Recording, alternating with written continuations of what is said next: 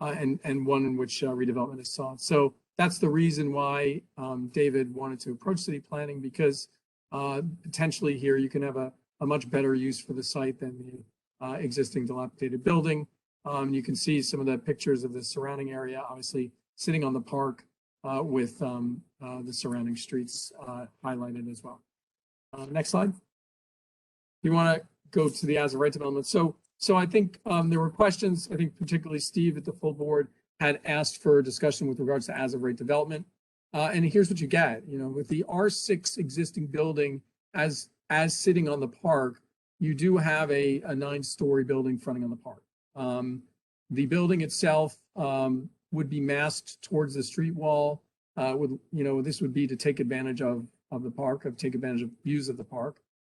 You'd have a building which would not be, the floor plates would not be as fleshed out. So you have a floor area of about 64,000 square feet, with roughly 36,000 of that as residential, 17,000 as commercial, and 10,000 as community facility. The total height, although 9 stories, you would have double height spaces for some of the commercial and higher floor to ceiling height. So as of right, you can get to the 110 feet that would be available in the proposed scenario. So this is not something that you can't do. This is on many times when we come into the community board, we're taking lower density districts or maybe straight manufacturing districts and asking for rezoning or upzoning to allow for residential density and taller buildings. That's not the case here.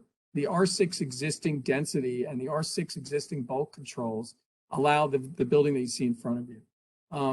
The major difference, of course, is that here you would have 54 units that would be allowed, with 7 of those being affordable units. So for those units that are located within the inclusionary housing area, the MX8 area, you would get 7 units.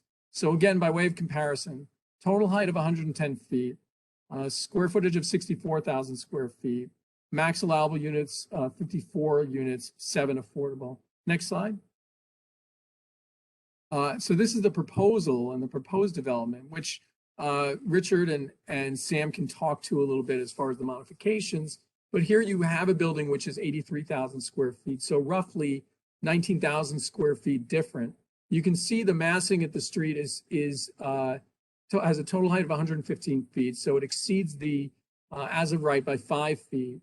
What you basically get in exchange for allowing this massing and for fleshing out the stories to the rear of the lot is you get affordability. So instead of the 54 units with roughly equivalent commercial and community facility use, you get 74 units almost entirely as affordable units. So this is seen as something which is very valuable, in terms of the opportunity for individual owners and really for affordable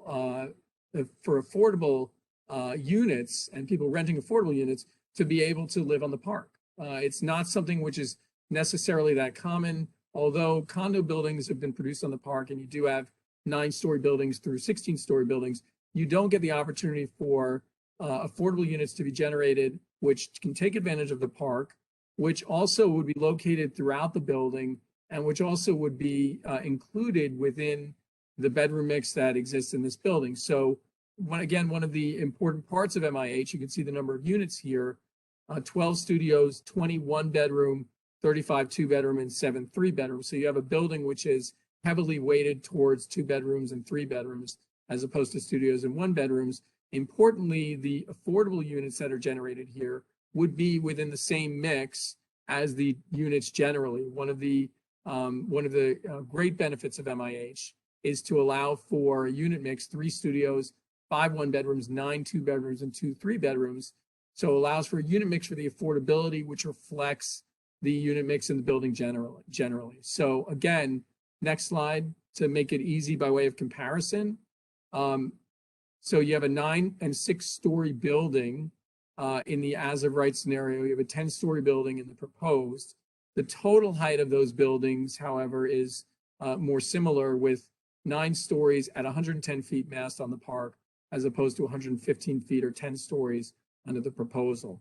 The big difference, the floor area in the additional 19,000 square feet, allowing for an additional 12 units of affordability with unit sizes that are upwards of ones, twos, and threes. So this is really, I think, this kind of table really well summarizes kind of why we feel that the rezoning works from a contextual standpoint and does offer elements solely with regards to the land use in the building beyond what we've discussed with regards to the nature of the building, making the building more green and allowing for contributions to the park. Next slide. So this was just a comparison to show some of the building heights around McCarran Park.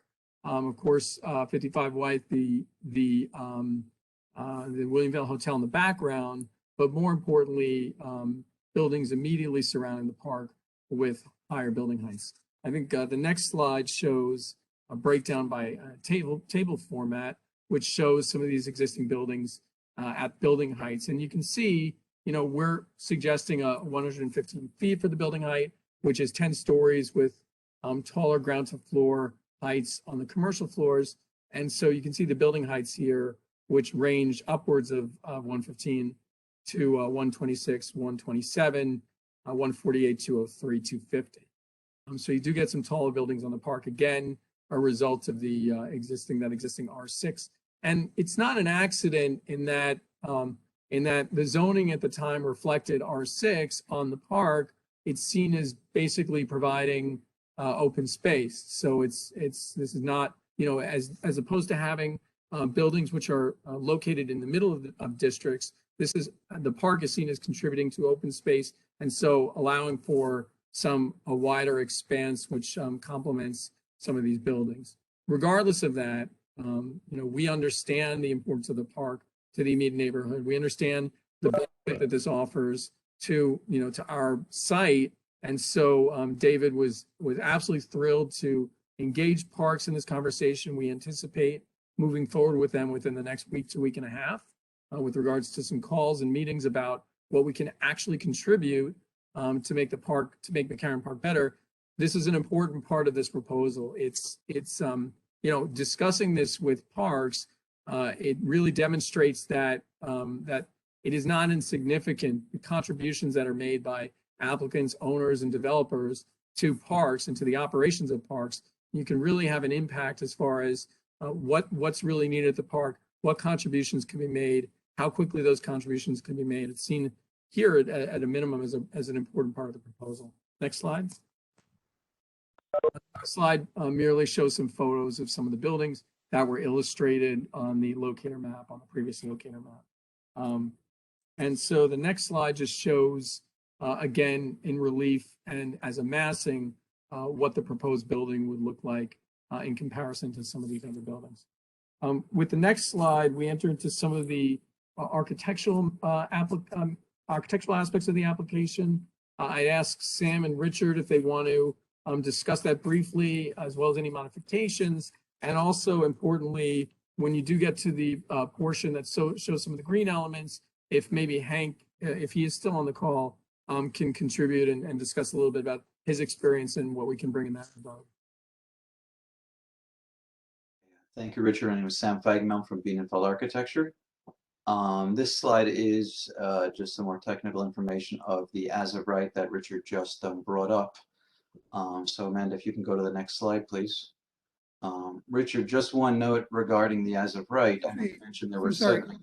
And presenters, I just have to interject a question. The MX as of right, that's with a density bonus. If you build a community facility or you include, is that correct? So it's, organically the FAR for an M12 is just 2.0, but if you had a community facility, then I believe it's 4.8. Correct. And actually, maybe Amanda, just to direct, to answer Steve's question, if you just want to go back to the breakdown for a minute of the as of right in the calculations where it's easy to see. Steve, you do have elements of commercial, community facility, and residential in this building. So the commercial and community facility here roughly equate to the commercial in the proposed scenario, with the understanding that Community facility space can be occupied and is typically occupied by things like doctor's offices, which qualify as use group 4.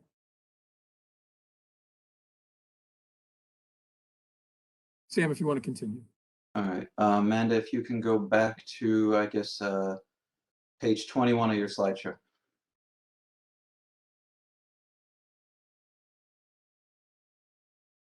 Okay, we can just go to the next slide. So one of the key comments that we got, well, the two main comments we got were, one is to bring more green, to talk about green as well as sustainability. So the first thing we did was contact Hank White. We have collaborated with him quite a few times on projects to discuss how to incorporate a lot more green elements into the project itself. You can see it a bit here, but Amanda, if you can go to the next slide. In some ways, it's straight on elevation. What we did, and we worked out with Hank, is we have a bunch of setback terraces, and we tried to create more. Well, in every element, we will introduce green roofs and trees, as well as, it's not the most obvious, but we've got elements here where we put some trellis so that vines can run up the side of the building, which, and other plantings that grow on that, which will allow one to pull the green through the entire height of the building and really start pulling the park into the building, and vice versa, as well as taking into account, you know, just the carbon monoxide and sustainability, and just bringing the trees into it, and it's better environment for everybody. Hank, are you on the call here still, that you could chime in for some of the conversations we've had on this? I believe I saw him here. All right, I guess maybe he's not here, or he's having. Can you hear me? Oops. Wait, hold on. How's that? Yeah, we have you, Hank. Can you hear me? Yes, we can hear you, Hank.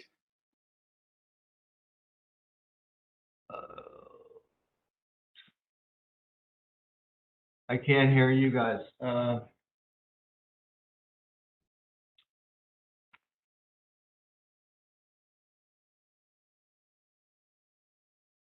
Hank, we can hear you if you can hear me. All right, so we'll try to reach him on the side separately.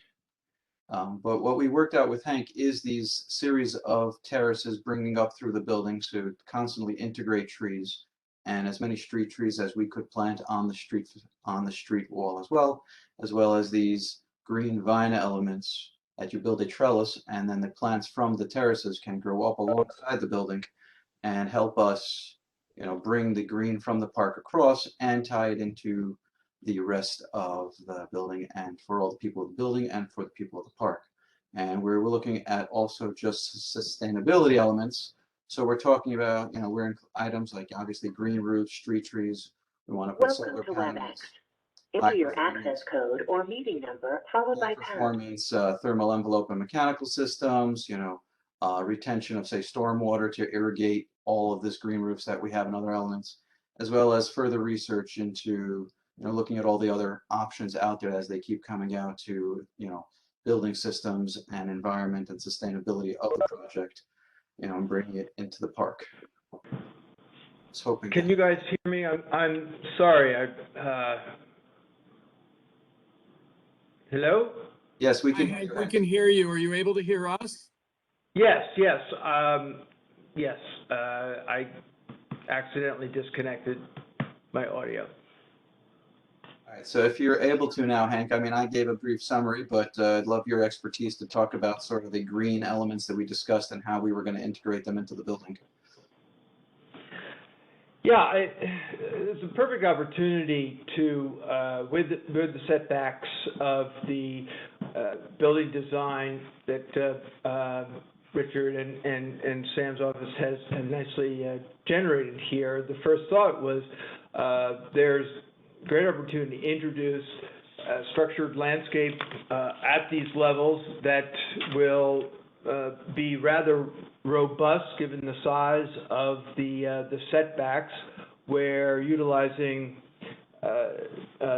state-of-the-art living roof technology, building technology, and you know, native planting systems and water conservation irrigation systems, these living elements can really introduce a rather legible and highly proportioned landscape to the building, as well as adding value certainly to the residents, both the ones that have immediate access to it on the roof setbacks on their private terraces, and this the presence of this plus the espalier vines climbing up the masonry portions of the base building, and then the third level being this continuous row of street trees, both along Driggs Avenue as well as Lorimore Street, again being native and planted with the appropriate subsurface preparations, both drainage and engineered soils for sustainability. You're introducing this whole other layer of landscape that makes this transition to the adjoining park. And in this rendering, and I have to say that the size and scale of the tree shown in elevation would be essentially the size of the trees day one. Again, given the commitment of the appropriate subsurface preparation, which will be improving current growing conditions, which are none right now as a typical concrete sidewalk, but again, utilizing the best practices of engineered soils within the streetscape and the public realm. There can then be great assurances that trees planted day one are going to have ultimately reach the scale of their species capabilities. So many of the trees and the scale of the trees that you currently experience within the abutting park then essentially leap over each of these streets and onto the immediate grounds of the building, which again provides the building with a landscape setting versus a street setting.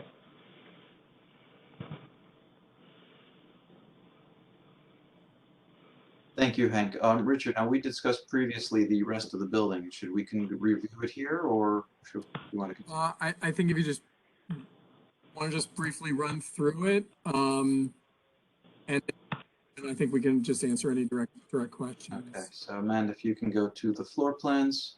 We start on, there's a cellar which has some additional commercial space and storage and attended parking.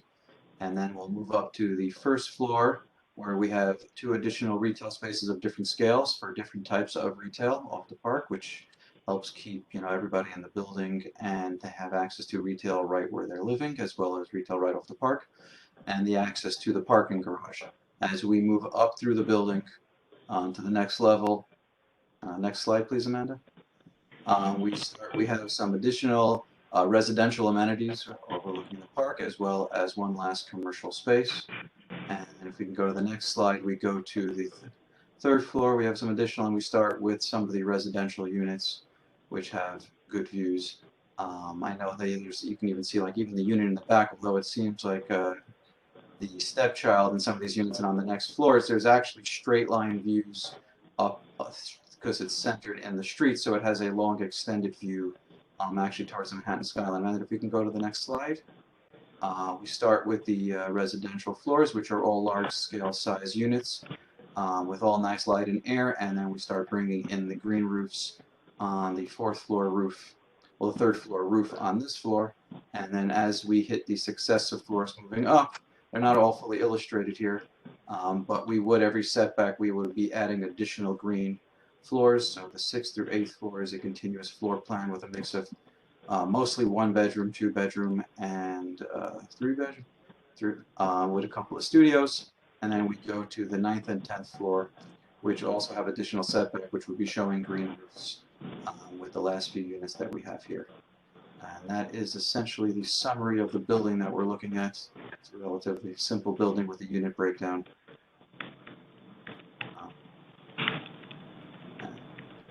And I think with that, Amanda, if you just want to go to the last two slides, again, just to recap the AMIs and average rentals.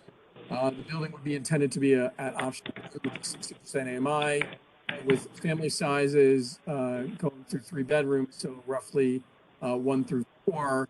You'd have median incomes, family incomes ranging from 50,000 to roughly 71,000, with an understanding that 10% of the building would be at 40% AMI, deep affordability, with family sizes, incomes ranging from 33,000 through 47,000. So you really get some meaningful affordability, and you get some, families who are able to take advantage of this and to really live in a building and to have units which would otherwise not be available to them.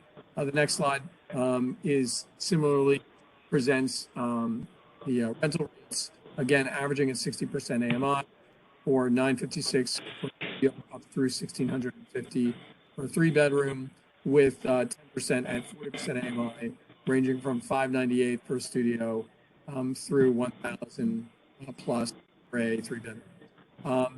With that, Amanda, if you want to, you can end the presentation, and chair and committee members, the entire applicant team can answer specific questions. This is Del Sieg. I have a question with the affordable unit. What's the range of the AMI range for the affordable unit? Amanda, if you want to throw the screen up one more time. Del, the affordable range is relatively set by MIH requirements. So as an example, Amanda just slide up. If you had a building at option 1, which would average 60% AMI, then as an example, if you had, we'll call it's 19, call it 20 units to make the math easy. If you had 50% of the units averaging 60% AMI and 25% of the units averaging 40% AMI, then you would have 25% of the units averaging 80% AMI. So in our example, 5 units, 10 units would be at 60% AMI, 5 units would be at 40% AMI, and 5 units would be at 80% AMI. That would be kind of a rough range for what you'd see as far as affordability for this building.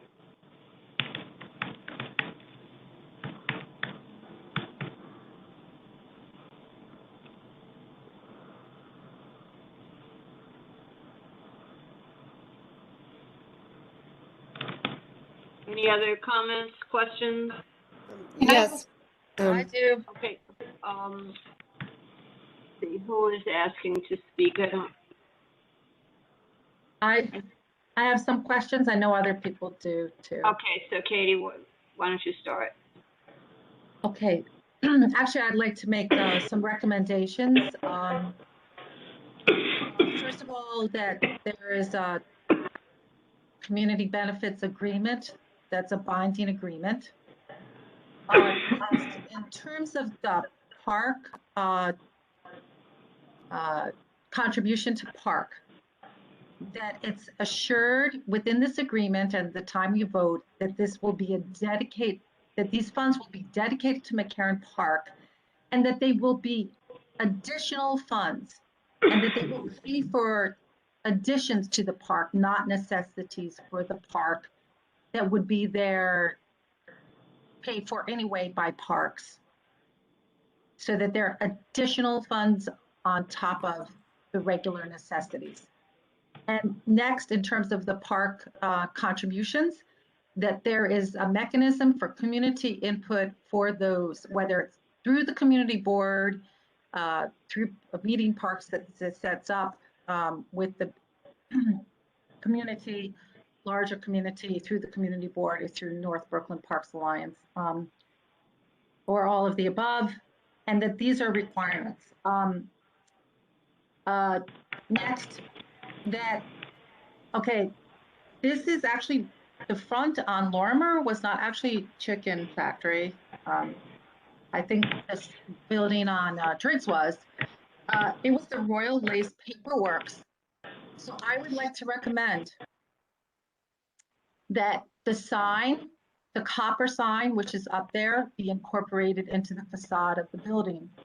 I would like to recommend that the architecture facade of the building mimics in some way the current architecture of the building.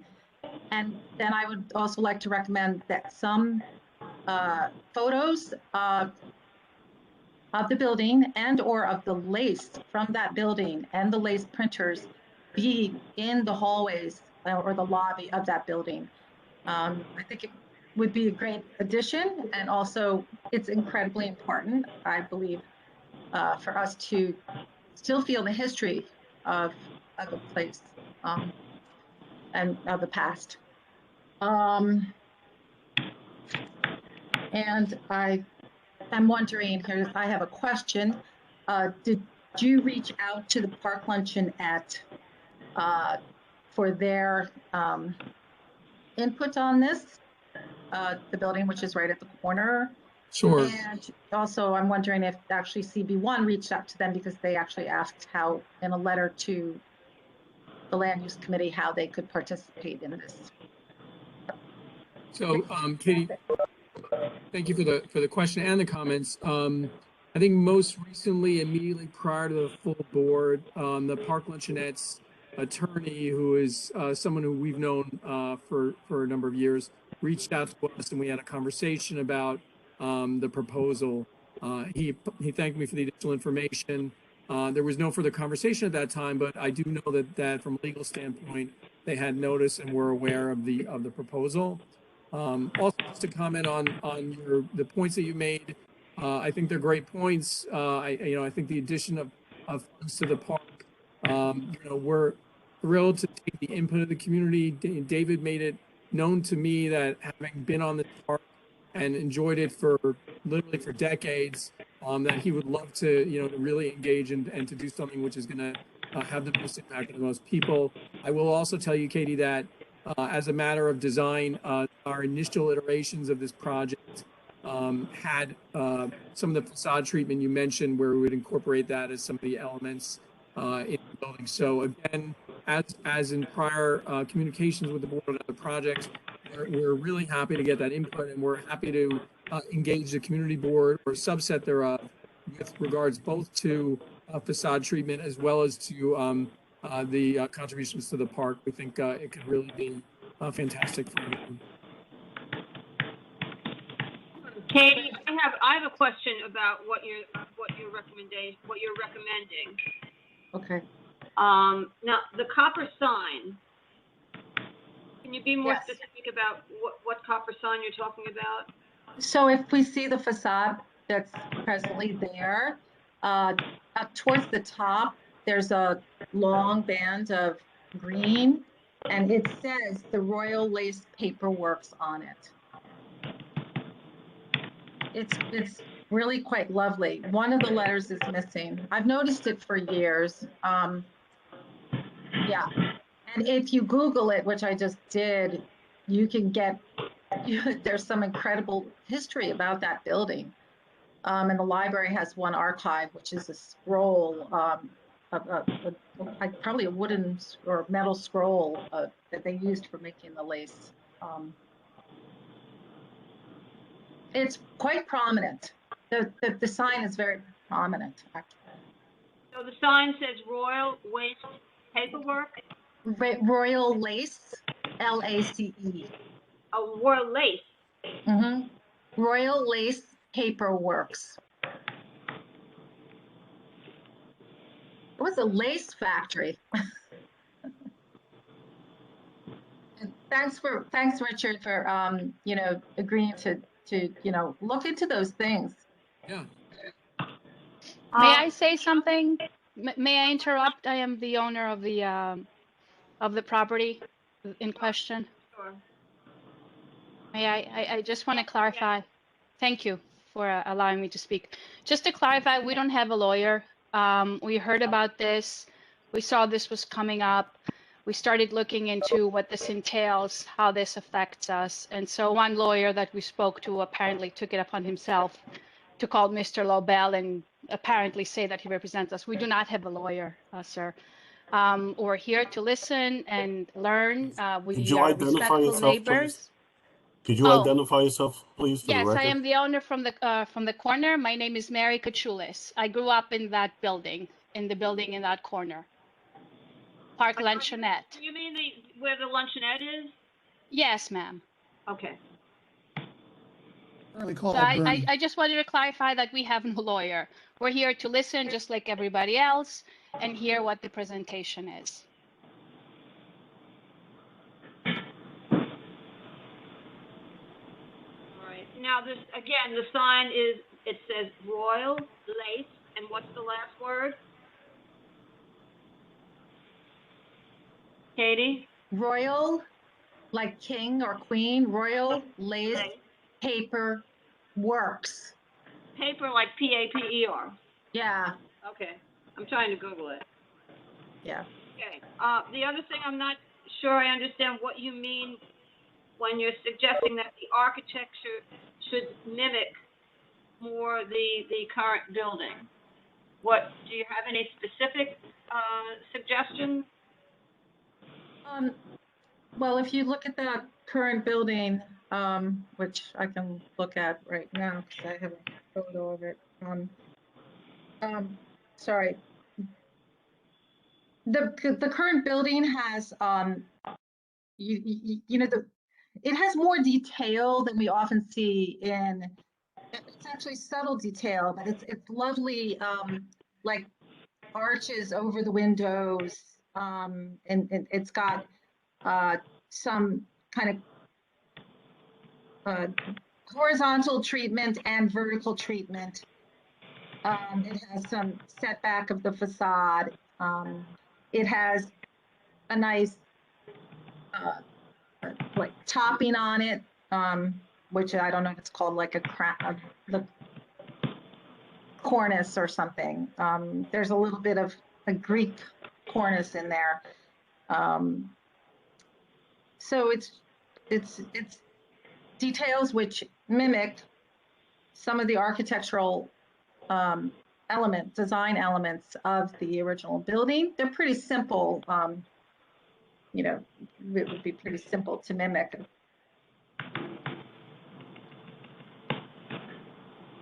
Does the developer have any response to that?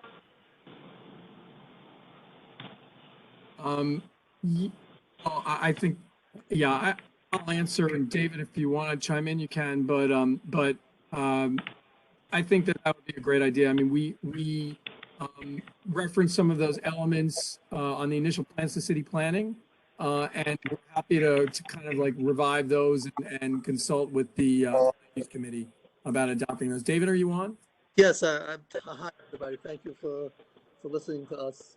We've been in the neighborhood for many years, and if you look on the city's website, you could even see me taking off graffiti on the buildings on their website. So I really care about the block and what everything looks like. As far as that sign, it means a lot to us also, because the original owners, their name is, if you look up, you can look it up online. Their name is Carfield. They happen to be related to us from way back. So this building was built, I think, in 1933 or 1930, something like that. And then my wife's grandfather took over the building at that time, and they had you call it a feather factory. It's a processing plant. We supply feathers to the industry that make sofas and furniture and pillows and so on and so forth. And so that sign, I know that sign, and I always said I'm going to save that sign. So 100%. And we care a lot about the park. I spend a lot of time whenever I have free time, I'm in that park, and I know what has to be done to clean up that park. I'm on board with that park, and I want to keep the character of the building also. I want to keep that character. That's why we try to keep as much of the look of that building the same way. Okay.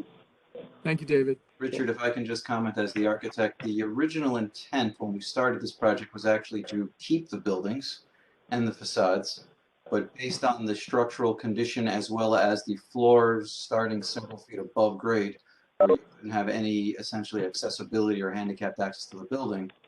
The then follow-up intent was to make a base of the building that was masonry and harken back to the intent of this building. So we are 100% on board with keeping historical elements and the feel of the base and the manufacturing vibe that it gives off on the street wall. Thanks, Sam. I just have a question. So an awful lot of the building seems to be glass.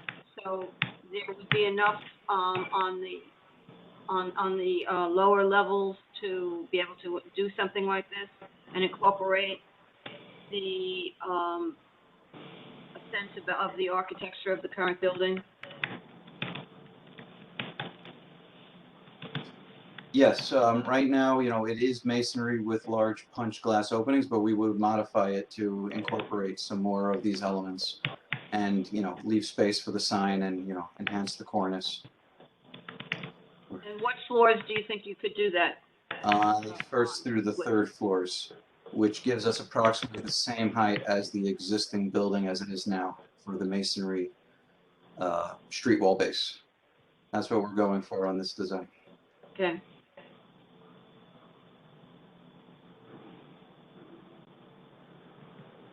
All right. Corey, I think you have your hand up. Yes, I do. So first, I appreciate Richard and the applicant team bringing up a lot of the questions that I think the community brought forth at the initial meeting. I definitely appreciate that. I'm going to dovetail a little bit on what Del was just talking about in terms of contextuality, because I think the first 3 floors is certainly, it's good to obviously keep the integrity, and that's a really beautiful building. So I think when you consider Williamsburg's history, I think it is important to do what you can to maintain that. But right now the amount of glass on top of it is kind of lopsided from my view, and I think it's 2 things. So it's one, in terms of it not being contextual. It's not contextual with the building it's on top of, nor is it, if you take 860 Lorimer, which is a new rental building just next door, they seem to actually be contextual with 840 Lorimer and honor, I think, the manufacturing and the brick facade. So I would ask if the upper floors could also be made brick. And, I think in addition to that, there's a consideration of environmental concerns because, I live in a glass building personally. And I know that, I think many of us are aware that, they're not particularly energy efficient. I think there are actually some cities in Europe that have considered banning them. So while I do appreciate the trees that you are suggesting to put on the setbacks, I think that that's a nice aesthetic and kind of nod to the park that it is in front of it. I don't think it actually really makes an environmental impact. So, my suggestion to the applicant team is if you could do a brick facade with large glass windows, because that would be more energy efficient and would fit, I think, the context of the site better. Yeah, so Sam, I'll start and then maybe you can talk a little bit from the architecture standpoint. Corey, I think that we want to make sure we can deliver on what we say we're going to deliver on, and I don't want to say things I don't want to offer things we can't deliver on. So that's kind of the baseline, and the reason that I say that is because I think that there were specific choices that were made with regards to utilization of materials on the ground floors and then using glass and other aspects above. I think part of that was around not wanting to create like a kind of a massive feel fronting on the park over here. Like some of it was just, if you take a look at some of the renderings, it was to make it purposefully lighter on the upper stories. The brickwork and such, and incorporating those elements on the ground 3 floors, which also with regards to the uses on those floors is the intended uses for commercial and retail use on the ground floor and an office.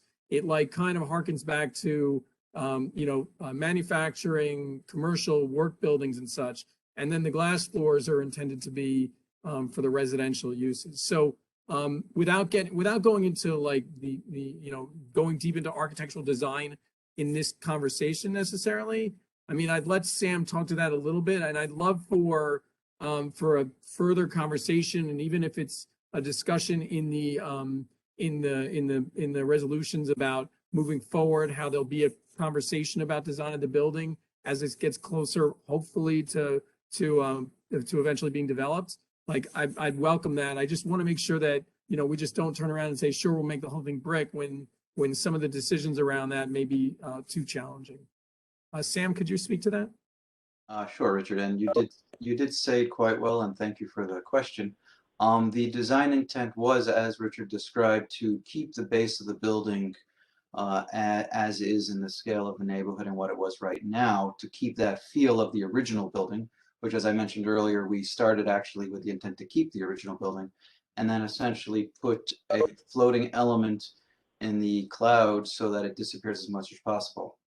We had actually originally wanted to even push the building further back on Lorimer from the main facade, but we were held back by the street roll requirements, which required us to actually push the residential portion forward. Our intent was to actually push it back so that way we had the two elements. We had the base building, which harkened back to the history of the building, and then the element that was attempting to disappear into the clouds further up, set back from the street. And so that is what we were going for here, to try to almost make it not be dominant in this massive element sitting on top of the park. I appreciate that explanation, and I do, I do recognize that glass buildings are much less heavy in some regards.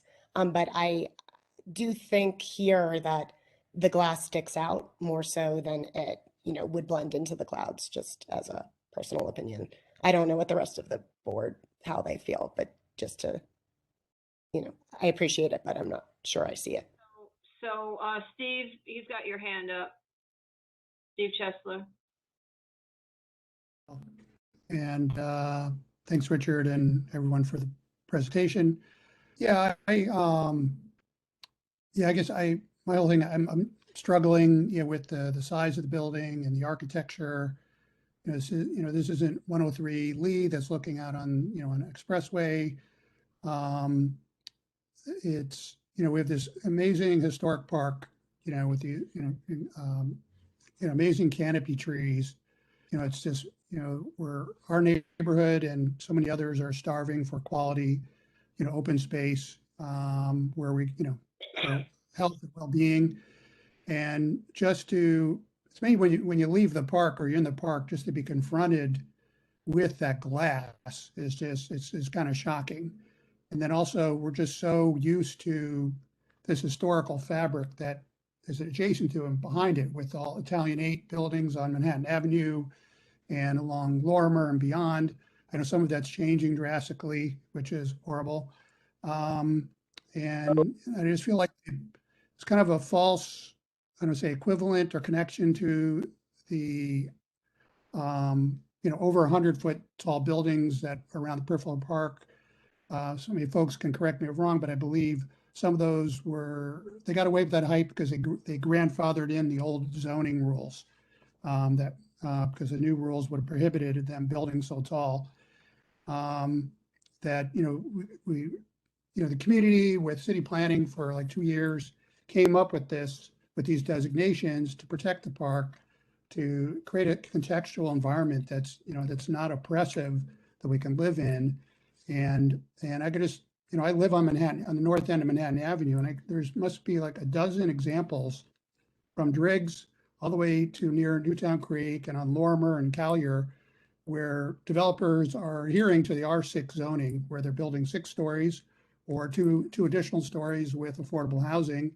And, they're building viable projects. I'm getting the return on investment that is, amenable to them.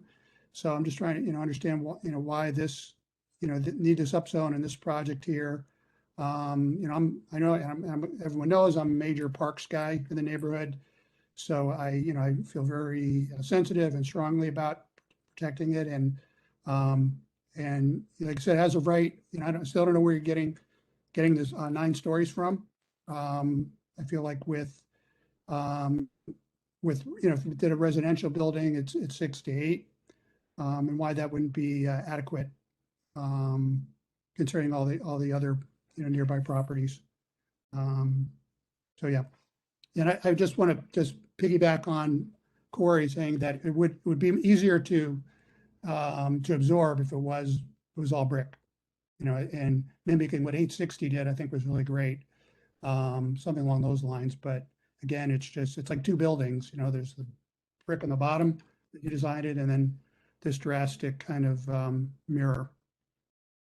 So, Steve, thank you for the comment at this committee as well as at the full board, which kind of informed some of the work that we were doing around this. So, first of all, I just want to express again gratitude for this conversation. The as of right, it just doesn't really offer anybody anything. It really is from a use standpoint.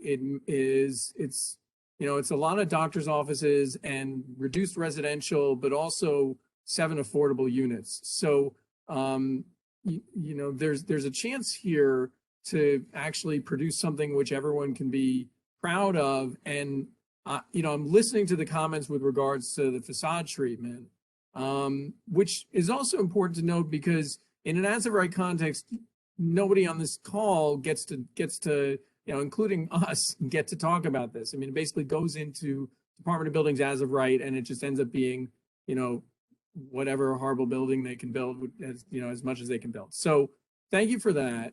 I hear what you're saying with regards to the facade treatment and the nature of the building going up. Again, like I'm going to defer a little bit to David, the applicant, as well as Sam, the architect, and talk about that a little bit. I mean, I know that you and Corey have weighed in as far as the design treatment. I don't know where everyone else stands on this, but that's one of the reasons I'm kind of offering that on a going forward basis.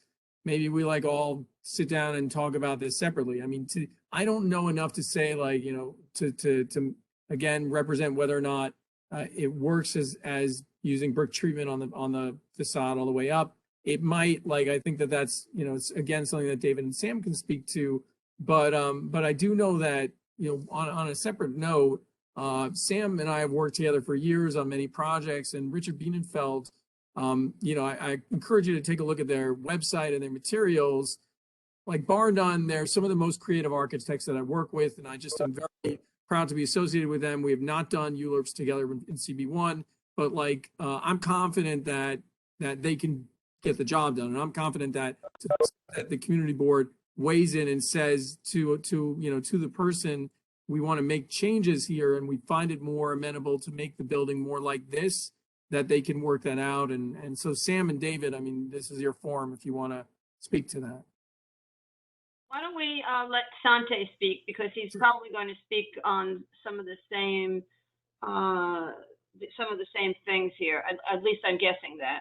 So before you address what we've talked about so far with the architecture, Sante, are your comments related to what we've been talking about here?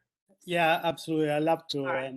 follow up a little bit on what Corey and Steve said, and also what I said myself. I believe giving input. Again, I'm going to talk again about vertical forest, but I'm going to go into that precisely. Why do we have vertical forest? One is we have an issue, and Corey has said that, and the issue is mineral building. Mineral building means mineral facades, of which in New York, never in these last 15 years, never did, I believe we are kind of top on the planet, mineral facade for environment. We can take all the environmental sustainable measure to contain the use of energy, but the more we have this mineral transparent facade, is always going to be very difficult to counteract that effect. I believe a little bit my input of vertical forest at the public hearing, I see it has been translated into greenery. I don't know, I was right in the word I heard, landscape, living roof. I believe the input was the vertical forest is an architectural typology. I know it seems alien to talk to this about today, but we may be able to make the future of that. It's an architectural system. You know, I saw the structure, there were some drawings that you showed. The building is still the same building. We have taken some plant, exactly that's what I believe the applicant has proposed, is some added landscape. The street itself, there were supposed to be trees, should be tree anyway. We have few trees. We're talking about, is this applicant willing? Because the scale, the mass, the glass facade, they all still can assist there, but maybe what we can give back to the community, it's an unprecedented green system. There is vertical forest. It cannot be translated in any other way, not through greenery. You know, is the applicant willing to work with a new architectural typology that can only benefit the community, can become a model? And again, to what Steve was saying, whatever happened around, honestly, I wasn't part of this community board. I never felt that all the big scale building were, and again, you know, I'm an art, you know, I can only support architecture. And I am a contextualist many times, but I don't want to be extreme. You know, I wish this building could be preserved. I believe there are possibilities to preserve the facade integrated. Of course, it's an added cost, and I understand maybe then that's what we're doing. But are we willing to make a difference? Because when we talk vertical forest, we're talking about new technological system and new architectural typology. You have to build the building with in mind the structure. You know, water recycling, CO2, you know, I don't see that here. You know, it should be 100 pages of presentation. We wanted to have a response about making the building green as it is intended for vertical forest. And something else for our committee, and probably you remember Before you that. go further, wait, Ms. Santos, if you're suggesting vertical forest, but are you saying that if they were going to do that, you would find the glass top of this building to be let's make an example, because I don't want to make a presentation myself. You know, it would be, I have an image, I'll show you. But the building itself in vertical forest, first, it's a building is engineered.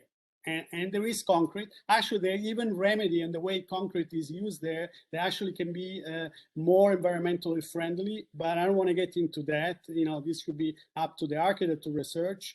But the structure itself is designed. It's a complex system. It's designed together, you know, with a lot of different expertise from engineering, architecture, environmentalists, and you know, botanists.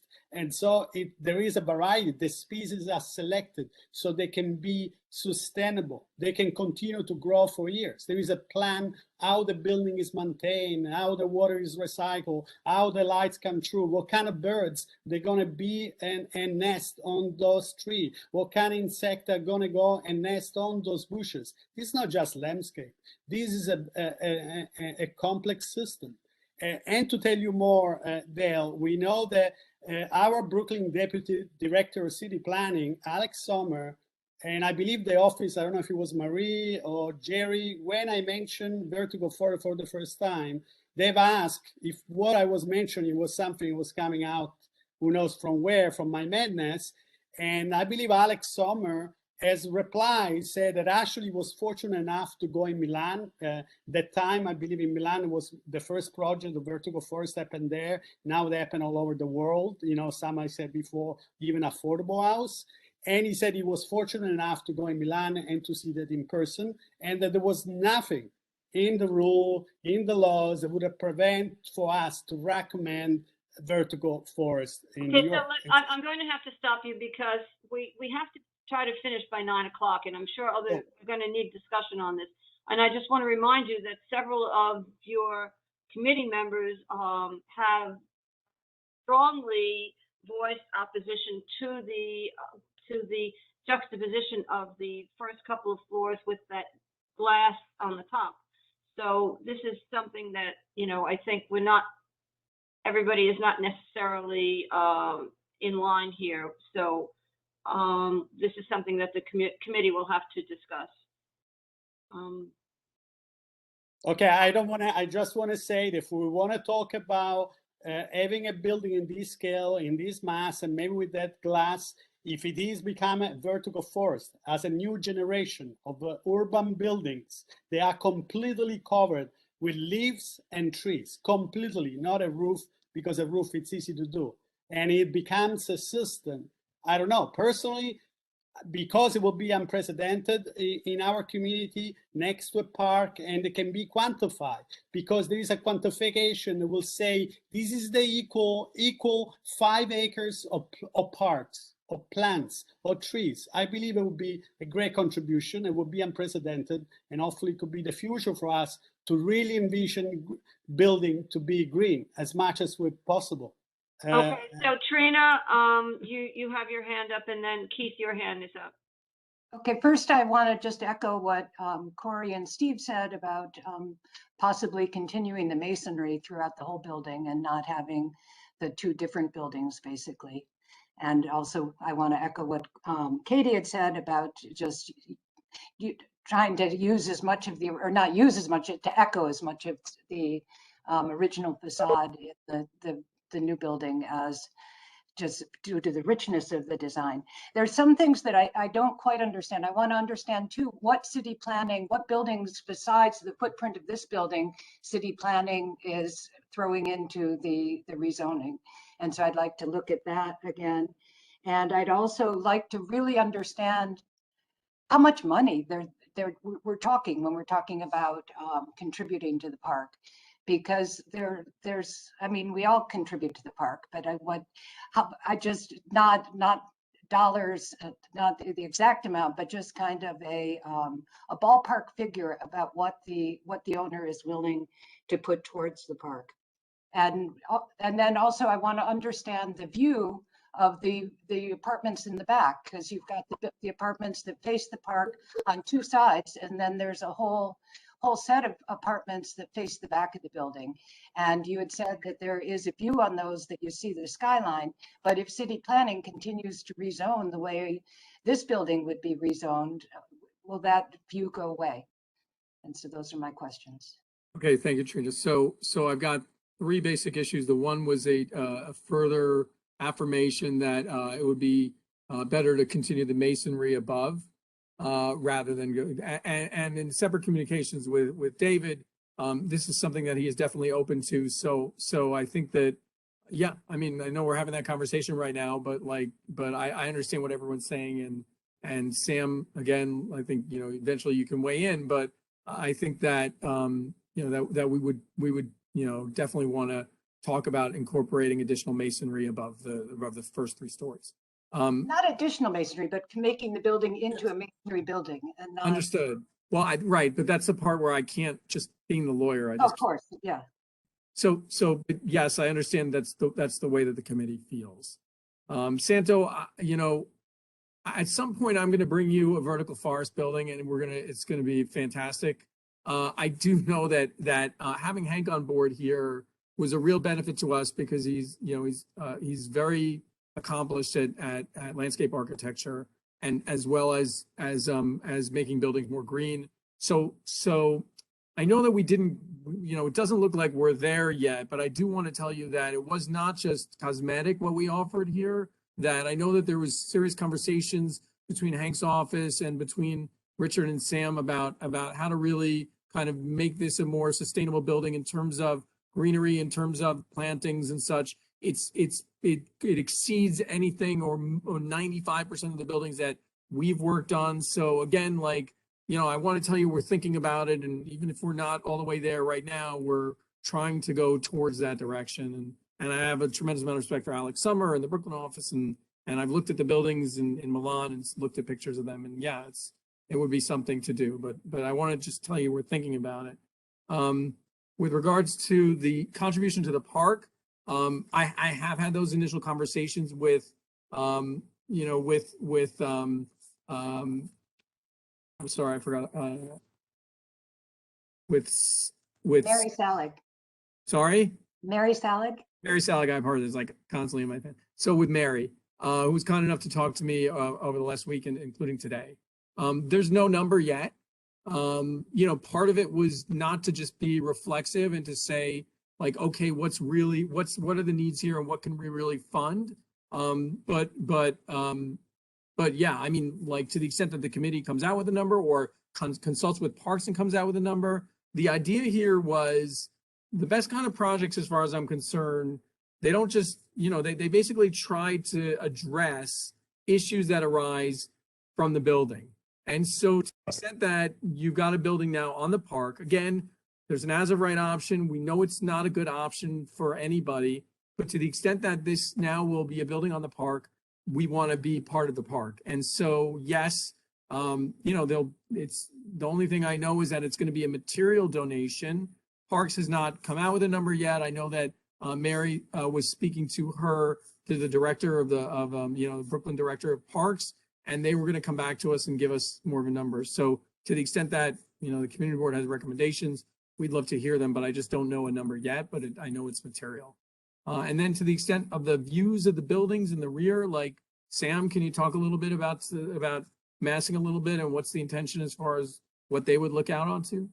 Sure. So the benefit of the fact that this building does run lengthwise across Drix quite a bit is that it sits in the rear yards of most of those buildings. So even if there is development, and yes, on the opposite end, I believe it's pretty far away, somebody could build something substantial, but those units would have a pretty long stretch of open space, which would give them potentially, yes, a nice skyline. I can't completely define how much it could get blocked, but they do have, it's not just a 30-foot wall, because you're sitting on rear yards of buildings. So, and all of those rear yards is 30 feet on each side. So it's a minimum of a 60-foot space running the length of the block, which will leave quite a bit of open space and light and air for those units as well. Keith Berger, you have your hand raised. Yeah, thank you. I just want to echo what other board members said in terms of trying to continue the masonry facade as opposed to the glass. I think sometimes glass sounds better, but I think it really does look out of context in this area. With respect to parks, look, I hear what you're saying about a substantial contribution. What I'd like to ask, and at least have you contemplate, this is something I think about when I think about community benefit beyond the affordable housing, which I do obviously appreciate and think we need. Is this meant to be a one-time contribution, or is the developer thinking of more of a long-time commitment? I mean, this building is going to be here for a very, very long time. And whether we like it or not, whether it should be this way or not, parks are underfunded, their budgets are underfunded. As someone who lives in a building that contributes to the park space outside their building every year, it's still not good enough. And, I think that the builder ought to consider an annual effort and contribution. I appreciate that contribution would have to be kind of proportional to the size of the building. I'm not expecting them to, prop up this park in a way that wouldn't require public funding. But, are you considering, a more long-term commitment as opposed to a one-time donation just to get a rezoning done? Yeah, no, thank you, Keith. In some prior applications, although nothing's been as extensive as this as far as potential contribution, the tie-in was basically, okay, development happens, the building gets CO'd, the initial contribution starts then, and then there's a let's call it an annuity for a period of years. So it's not like, like just the guy writes a check and then takes off. It's more like, more like sustainability for a longer time. But that was kind of what was contemplated. Okay, thank you. Well, I'd like to weigh in on the facade if I could. Is that okay? Yeah. Is there anyone else who has their hand raised who hasn't spoken at all? So see, Steve, I think you have your hand up again. I don't see anyone else. Okay, Katie, go ahead. I disagree with continuing the brick all the way up as is at the bottom 3 floors. I think it would be too monolithic and too heavy. I like the idea of having a separation between the two so that you really do get a feel of that original height and that it continues to the left and right somewhat. But that said, I don't really mind the all glass. I feel like it does kind of disappear into the sky? Perhaps. But that said, because others feel like it doesn't work, and that could be very much true, it seems like perhaps it might be good to have some brick incorporated, but that it does have a lighter feel than the ground floor. I don't like it all brick going up. It's just too heavy and too much of a monolith to me. And I just also like to say about the green vertical forest, I don't feel the vertical forest, I don't feel capable of myself recommending that because I do not really know much about it, and or how sustainable it is, how well it works, what it really looks like.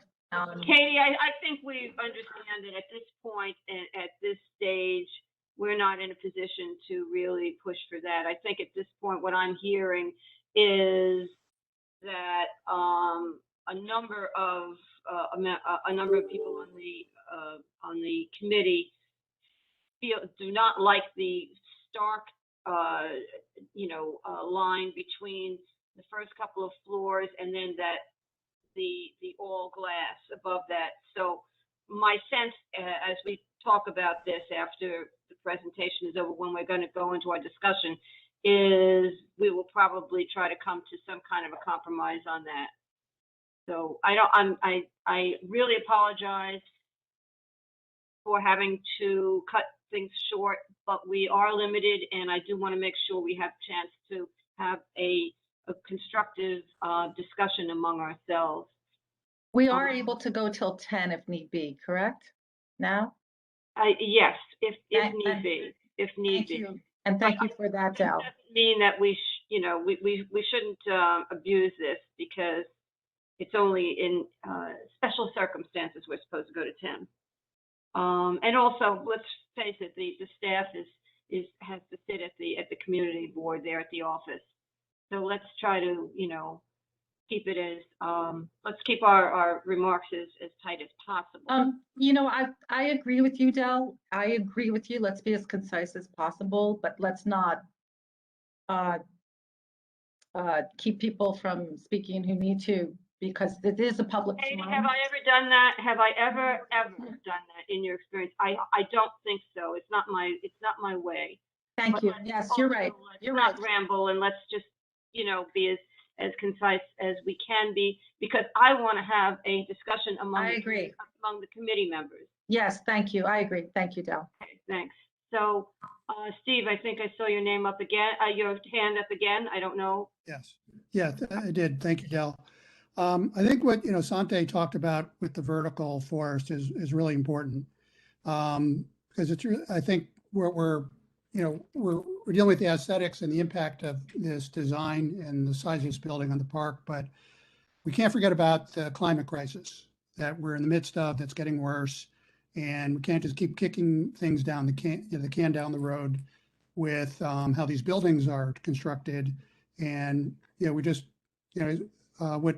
what's going on at Broadway Triangle with that coalition is amazing, that they're doing the entire complex, passive house, solar. So I think we really need to push here for the same. I know that River Ring, I don't know if you guys heard, but they're going all electric in those two massive towers. They're doing wastewater mitigation. I just heard One Java, which is also going to be a massive tower, is also going all electric. So I'd like to push for those initiatives. Whatever resolution we end up going with, that they go above and beyond what the city and state laws are, that they consider going all electric however they can with whatever renewable technologies. And I would say, even, I'm still getting up to speed about vertical forests, but I feel like aesthetically, and even with an anecdotal knowledge of it, I feel like it would be, I think, a viable design alternative in terms of being sort of a kind of visceral kind of bridge between, the neighborhood behind it and tree-lined Lorimer Street and the park.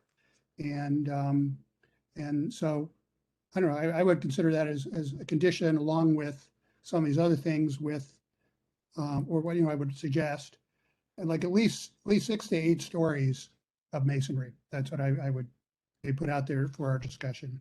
Thanks for the additional comment. Well, can I respond to you? Thank you, Steve, for saying that. But I love to respond to you and I love to respond to anybody if you didn't read enough, because a vertical forest is not my invention. The vertical forest is a system that has been awarded as one of the best building, when it was the first one. The entire planet is inviting Boeri, but Boeri, you want to spread this as a topology other could embrace, okay? So when we say that we are not ready, I don't know what that means, because you can read extensively for years if you want about the system, about the vertical forest. Any architect, any engineer that is up to time will really know and will embrace that. Now, what are we questioning? Even Alex Sommer says, hey, I've been there. There is nothing can stop you. And we are talking about a little bit of brick or maybe some glass up there. Yes, can be the brick, but first has to be the system, which, as Steve said, is an environmental issue. It's an aesthetic issue. And I don't see why we shouldn't recommend it. We recommended before. There is even more reason why we should use this language. And we should have we should have the borough president, we should have the mayor, and these is things that together with the many other will have to come to legislation, hopefully, at a certain point. Why were we rejecting the idea? There's nothing being against the brick or anything else. Let's integrate the word vertical forest. It's a typology, it's a system, it's an architectural device. This is the future. So Dante, I don't it doesn't mean anyone, enough to I me. don't think anyone has rejected the idea. It certainly can be a recommendation. Whether the committee wants to have it as a requirement, I don't know that I'm not hearing that, but we'll have a discussion. But I haven't heard anybody rejecting the idea of a vertical forest. And I again say to you, Sante, you have, I believe you may have knowledge of people who have enough interest and knowledge of a vertical forest that maybe they can come and enlighten the board members so that more people will feel more familiar with the idea of a vertical forest. But absolutely, there. I said to you that I could invite here Boeri, I could invite here other, but normally, to be honest, they're all two-way up. If we want to organize some forum bigger with the city, with the borough president, I have connection with with the Italian consulate, but it's not about that. It's about recognizing we don't need to invite anybody to talk about this. It's already this is an academic conversation. Already, these are conversation happen at Columbia University. Dante, you've taken up enough on this, I think. I hear it, we all hear you, and we can discuss it we're going to have, hopefully, enough time for a discussion among the committee members. I haven't heard anyone reject recommending the virtual forest. I think the question is, do we recommend it, or do we, is it a condition? So I want to make sure we have enough time. Now, I see Crystal, I see a hand here. I don't know who Crystal is. I'm not a community board member. I requested to speak, so I'm asking if I'm going to get that opportunity. Yes, you can speak. Why don't you speak now? You want me to do it now? Yeah, sure. Okay. Hi, my name is Crystal. Thank you for this time. I live across the street on the Manhattan Avenue side of this development site, so I'm just going to jump right in. I'm sorry? We can hear you. Okay. So the development's a complete eyesore, not in line with the architecture and size of buildings in the surrounding area. 840 Lorimer is essentially designed to be a fishbowl or glass display case, ostentatiously displaying wealth, materialism, and the illusion of luxury completely out of reach for working class residents. 19, quote, affordable units are not enough. The design serves no purpose to the community, but to lure wealthier non-locals to the gentrified area to continue displacement. The development drives up already soaring rent prices that encourage landlords to commit rent fraud schemes on rent-regulated units, displace non-rent regulated tenants because they can, with the outrageous precedent these new developments set in rent, and sell their buildings to other corporate real estate companies that have zero interest in investment in the well-being and investment in the well-being of the community and its locals.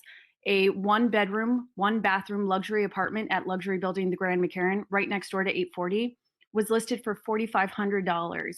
2 bedrooms start at over $6,000 a month. The development will also completely block the sun for buildings on Manhattan Avenue. I'm looking at the existing building right now. It'll completely block any and all sunlight my and many other apartments currently receive. I've lived here for 15 years. I recently lost my view of the Empire State Building thanks to the development of another luxury building. The new developments in the neighborhood have driven up the cost of living here, not just in rent, but in recreational activities. For example, French fries are now $8 on average. A cup of tea is $4.50 on average. A cookie is easily $5. The average lunch will cost you a minimum of $20 if you're lucky, with the expectation to tip generously to compensate for the lack of fair wages paid to employees, all because rents are soaring and only continuing to go up. We must not continue to let this housing and rent crisis kill small businesses and displace locals. Residents around this lot have recently had to suffer and endure years of full demolition and new development construction, from the erection of luxury buildings like the Grand McCarran next door, 4 other brand new buildings on this block, and a full gut renovation and addition of a penthouse to 574 Manhattan Avenue. The construction disturbs the existing and surrounding foundations, bringing up mice and water bug infestations to existing nearby residences and business buildings. The construction noise also severely diminishes the quality of life of neighbors. The lot landowner has proven that he does not care about our community. He refused to renew the lease for Bar Matchless, an affordable, non-pompous, timeless, and historic watering hole for green pointers and a safe haven for performing artists of all kinds, serving the community for 15 years. Had they cared about our community and its residents at all, a compromise could have been reached with Matchless, including being included in the new development. Instead, the lot and that iconic and once lively corner has sat empty for over the past 4 years. The vacancy of such a treasured local business in the area is a hit that is still felt to this day, especially in the summer months.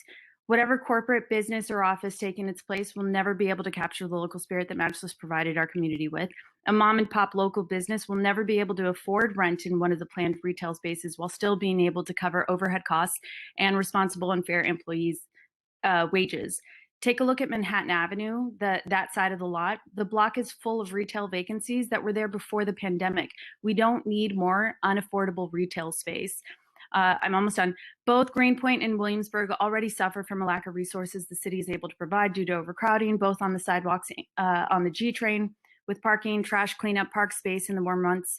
We don't need, want, and cannot afford any more luxury spaces to be erected to sit empty. We need and want more community space, green space, equity, respectfully designed residential buildings, real affordable housing, an increase of accessible and reliable resources and city services to the community, a transition to renewable energy, and a preservation of existing small and local businesses and rent-regulated units, not the encouragement and rewarding of blinding high-rise luxury developments displacing those of us left here. The design of this development is embarrassingly out of touch, self-serving, and full of greed.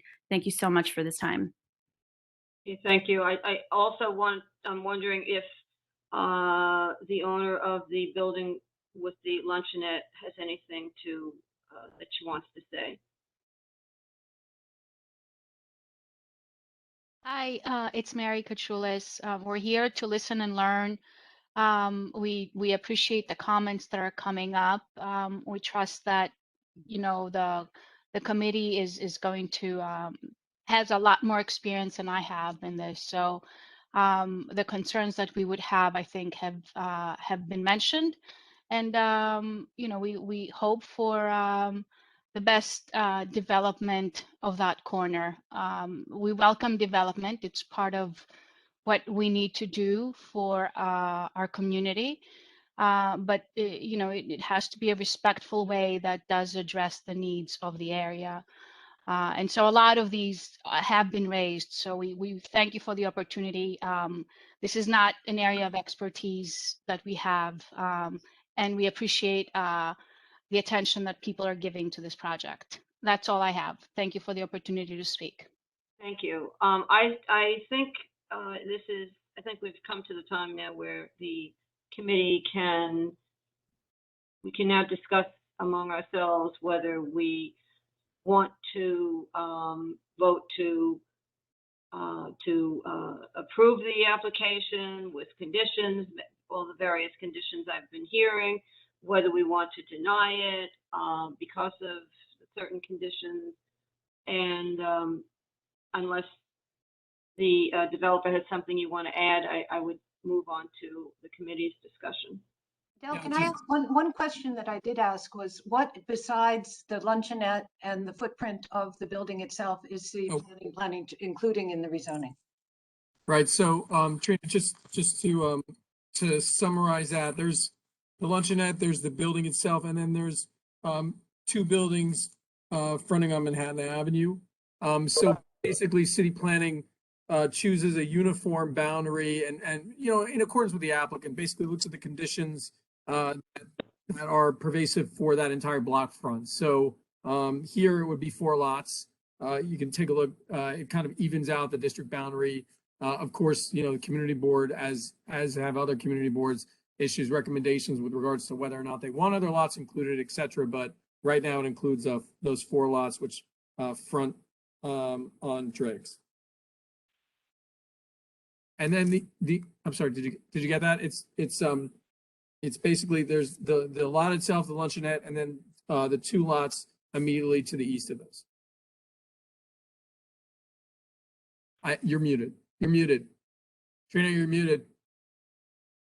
On Manhattan, basically it creates Correct. a rectangle, including Correct. Manhattan in the side of Driggs. Correct. Trapezoid, but yeah. Right. And Manhattan, that line of buildings is right now, what, 6 stories, 5 stories? This would include a 3- and 4-story building behind the building. Right.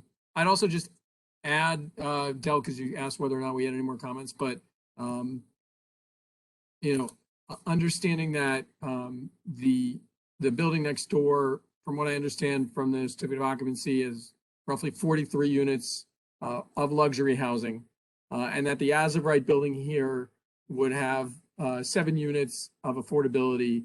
The proposal right now would have 19 units of affordable housing. I'm just weighing in with regards to statements about displacement, because there's no actual residents in the buildings here, so that you're not looking at anyone leaving for that reason.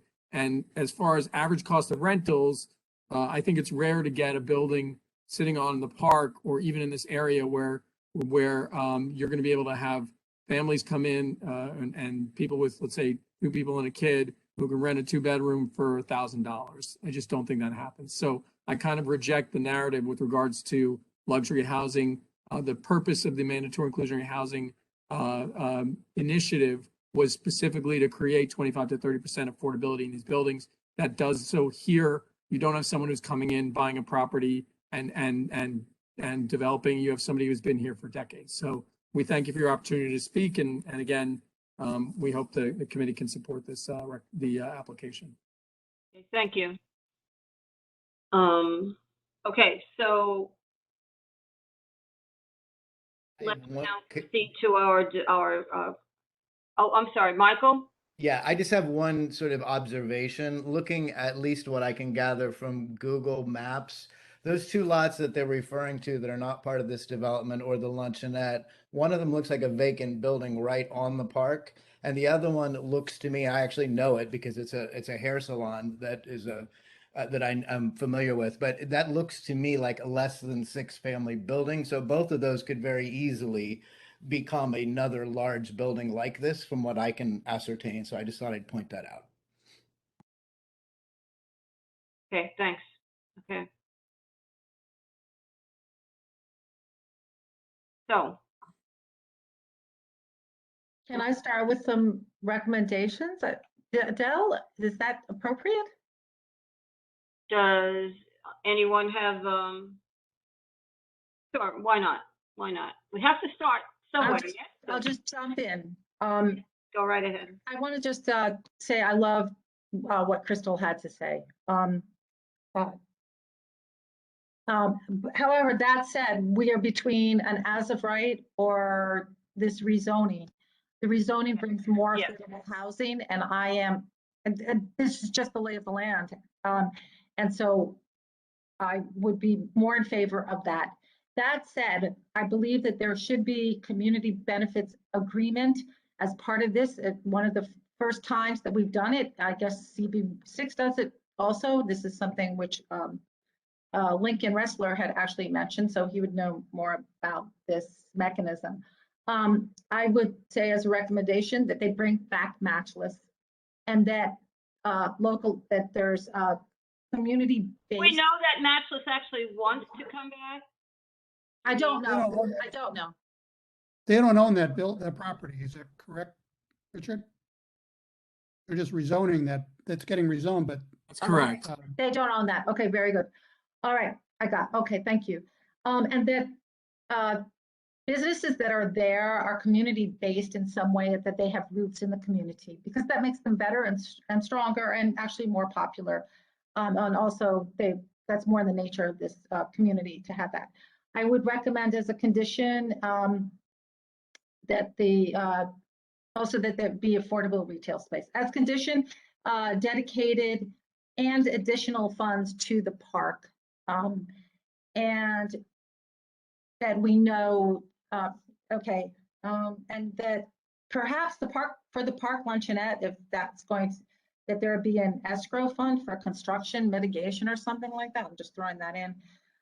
Also is conditioned that there's some sort of compromise with the upper floors, reflect, the comments tonight, and that the royal lace paper sign is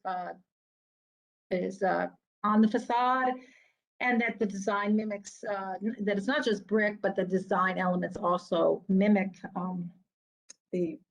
not exactly, but mimic what is there now in the design. And I'm sure I missed some other things that people said, so, but that's all I can remember. So let me just mention that we have in the past had incorporated a condition for a binding agreement for whatever it is that we wanted to, insist on. So this is something we have done. Maybe we should start. Maybe I should start asking the committee. Maybe we should get a sense of how many committee members are willing to vote yes with conditions versus out and out no because of certain things. Does that make sense? This is not an official thing, but if I could get a sense of how many members are willing to agree that we could vote yes, but with conditions. So how do I, Jerry, I don't know if I can get a show of hands, or Jerry, maybe you can just do a roll call just to have a sense of whether it seems like the majority of the people are willing to vote yes with conditions. You would need a roll call. Okay, that's fine. Anyway, any way we can do this. This is unofficial. I just want to have a sense of where we're going, which road we're going down. So, all right, let's do the roll call. You want to just do yay and nay and see that people can speak Yeah, up? I mean, if you can, I don't know if we can we do yay and nay and have a sense of who's saying yay?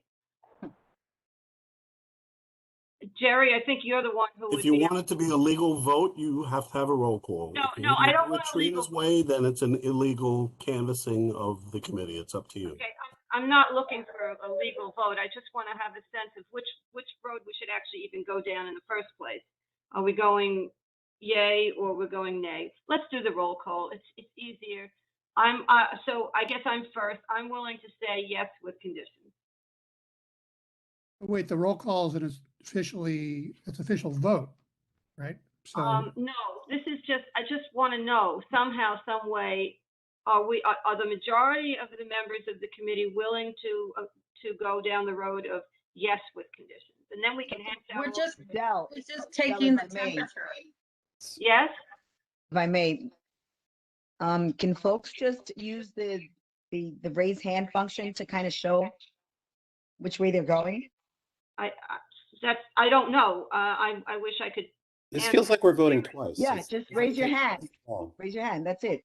Look, if we were in the room together, all of us. No, Bozina's doing it.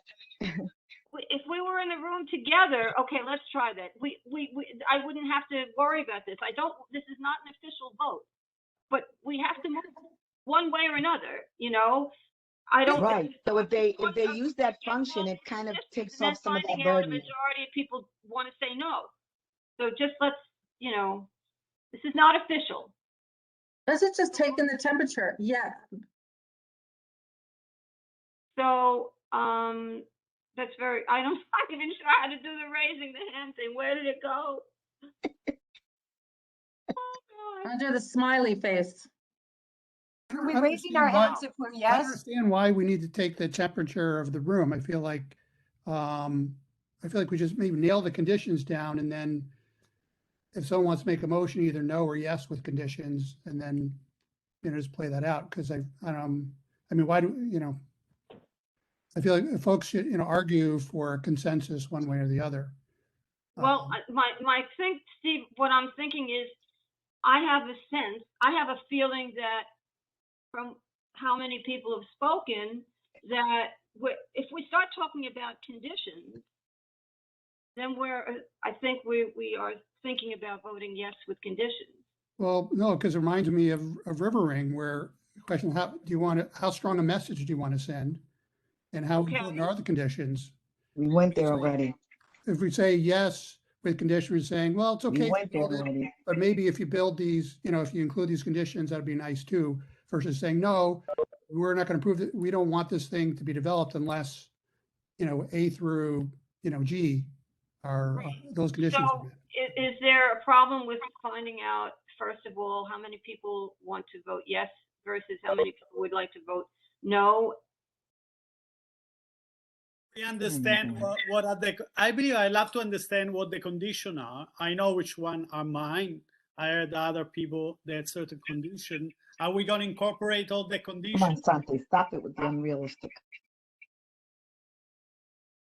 I think Dale is just. So why don't we start heading? Why don't we start writing down the conditions? I think Dell is just saying, is there anybody here who just is a flat out no? Yes. Thank you, Katie. Is Right. there Exactly. flat out no? Is anyone an absolute flat out no? Thank you, Katie. Okay. So, Katie, your hand has been raised for half an hour, Katie. Just so you know. Katie, you're not a flat out no. Verbally, I want to hear, is anyone a flat out no? Okay, so let's move on to what our conditions are then. Now we have some time to, you know, discuss conditions. So Katie has suggested a community benefit agreement. I'm not sure what it is you want in the community benefit agreement. I guess for the park funding, and you're suggesting an escrow fund for the luncheonette. I don't know, when you say an escrow fund for the luncheonette, are you talking about an escrow fund to take care of any damages that the construction will cause to the luncheonette? I'm not sure what you're referring to. We've done that. We've done that in the past. Yes, I mean, I don't know if that's typical. I don't know much about it, but yes, I'm suggesting that whatever that language might be. We've done that where an escrow fund had to be put aside for possible damage done to adjoining buildings. We did it recently, actually. Del, I'd like to suggest we take the 2 Manhattan Avenue properties out of the rezoning. Okay. I think that's a great idea. I agree. Agreed. Because it sets a horrible precedent. Yes.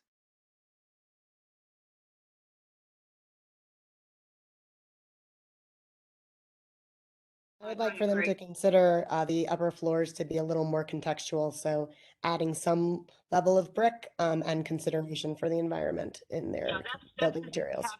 We have to talk about, because let's come to some kind of a consensus with respect to the brick or masonry versus the glass.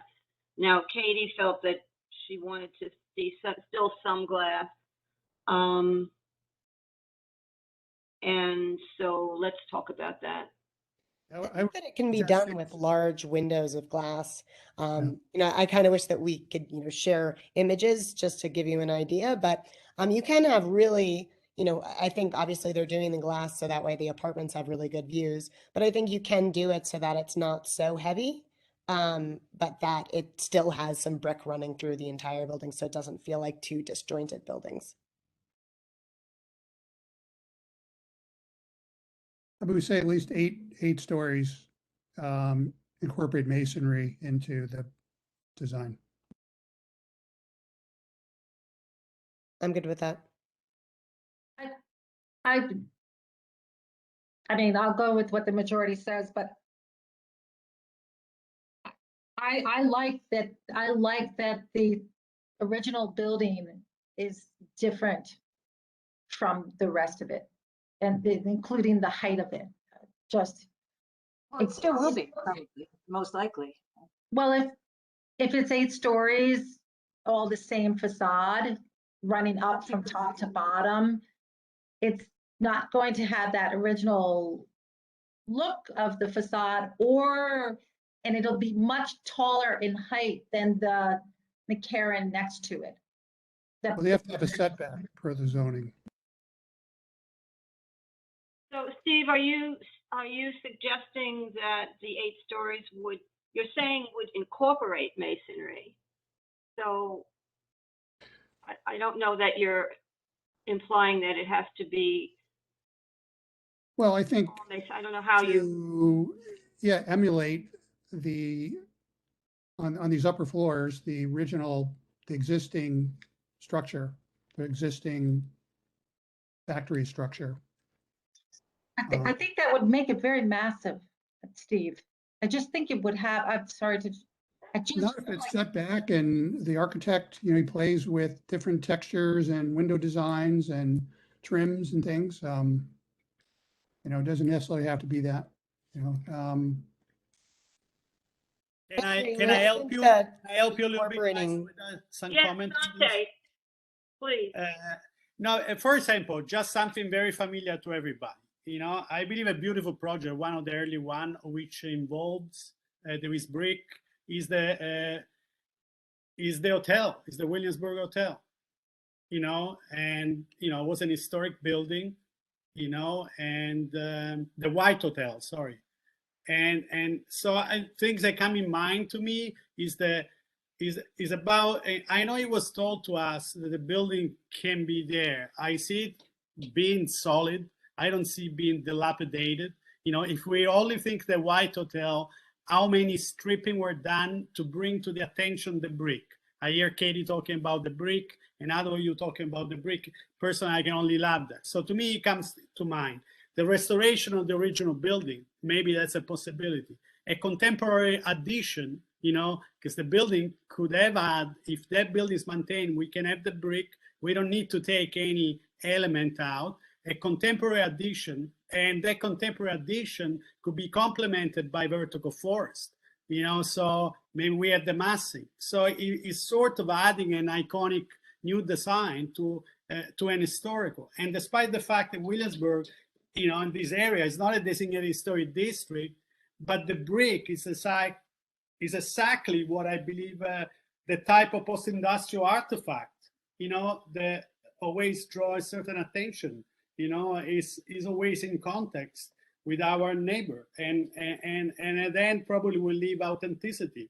But if we want to have the vertical forest and that environmental impact, definitely we're going to need a new structure coming there. And I don't think I'm against because a new architecture coming in. I'm against the quality of the architecture and the contribution it leaves to the community and the contribution that leaves to the environment. And that's why, again, my recommendation will be to include vertical forest together to complement Steve, Trina, Katie, mentioning the restoration of the building with a contemporary addition, iconic new design, whatever we want to call, and mentioning that the historic district here in William, the historic district did not, despite the fact it's not an historic brisket, we asked for the brick coverage, typical of this type of post-industrial artifact. So I'm afraid I don't understand, specifically what you're suggesting when you say contemporary. Are you saying you would be okay with the glass with a vertical forest, or are you saying that you want something that still has some, that still harps back to the original architecture? Well, I mentioned the White Hotel because just to give an idea, imagine the brick building, 4-story, 5-story that is there, and imagine the structure, which is not a vertical forest, but is glass, was added there. Now imagine the same things happening to this building with maybe there is some glass, but there is also vegetation. There is actually a vertical park there. I believe this would be a great precedent there. So look at the White Hotel, look at the brick, look at the historic fabric. We have that there. That could be maintained, a skin, like we added Domino Sugar. We have maintained a skin. If they did it at Domino's, which is far enormous structure, So let's get specific on this, because we can't just say, I worry about being too vague, because then the city won't really pay any attention to what we're saying. Steve is saying, let's have at least 8 stories with at least some masonry. Are you saying are you suggesting less than 8 stories, maybe 6 stories, and then the other 3 stories could be contemporary, but they would have a vertical forest? I think we need to have something that is more specific. Otherwise, I'm afraid that it'll just be too vague for anyone to be able to really. Well, my question is this, Dale. Now, if we're talking this 6-story, we're talking as a right?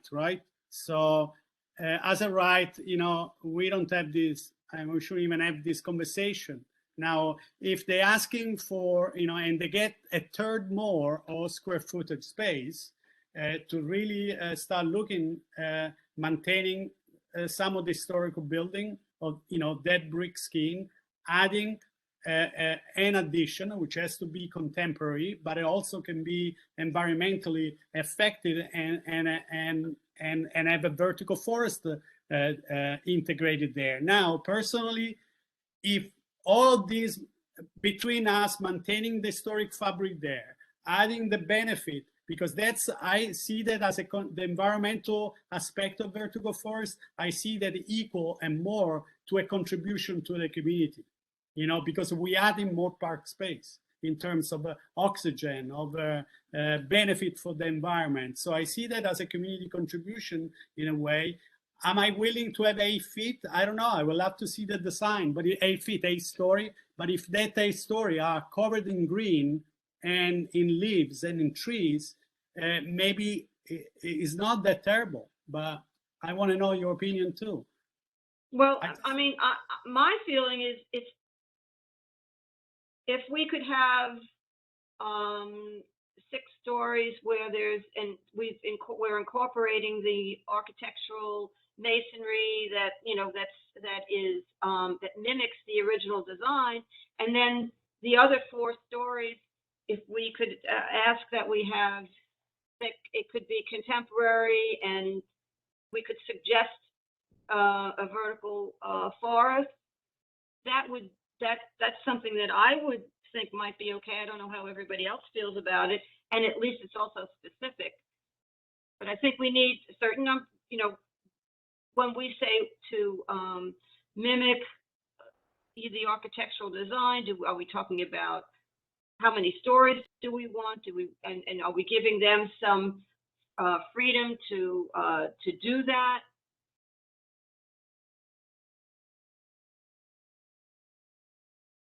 Steve, so what do people think about trying to suggest a vertical forest or something similar? Dale, this is William Vega. I think if we want to make a statement about vertical forest, I think that's what our energy should be at.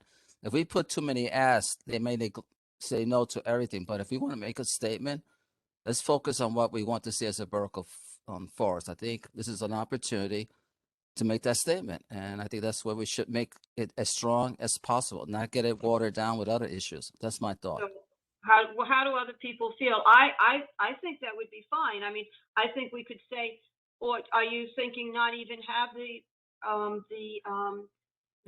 mimicking of the original architecture? Don't put that, or can we put, perhaps within the first 5 stories, 6 stories, they have to do that, and then they can have. I think we should suggest, to have some more of those floors, but I think strongly the committee is voting that we have, they seriously consider the vertical forest.